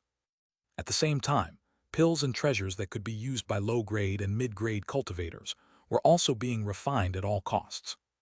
As such, demand for tool refinement and pill refinement materials naturally increased to an astonishing extent, and the prices for these materials had increased by several-fold compared to in the past. Even so, demand still outweighed supply, and there were often shortages of all types of materials. The situation in the 7 demon territories was also quite similar. Of course, the situation had slowly escalated over the span of over 100 years, so the two races weren't plunged into complete turmoil. However, this seemed to have no bearing whatsoever on a certain person, and no news of him emerged during this past century. On this day, a streak of white light suddenly flew over the city wall of Deep Heaven City, which were now around twice their original height. Within the white light was a slender figure, and she vanished from the field of view of the guards stationed on this section of the city wall after just a few flashes. A black-armored man faltered slightly upon seeing this before flaring up with rage. "Who's that? How dare a core formation cultivator like her fly over the city gate right under our noses?" Black light then flashed over his body as he prepared to set off in pursuit. Another armored guard standing beside him hurriedly grabbed onto his shoulder and said, "Please wait, brother who?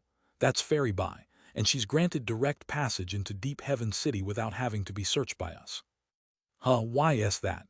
She's just a core formation cultivator. Why is she granted such a privilege?" the black-armored man asked. "She may only be a core formation cultivator, but her master is a body integration cultivator, and he took only several centuries to progress from the deity transformation to the body integration. There's a good chance that he could even reach the late body integration stage in the future.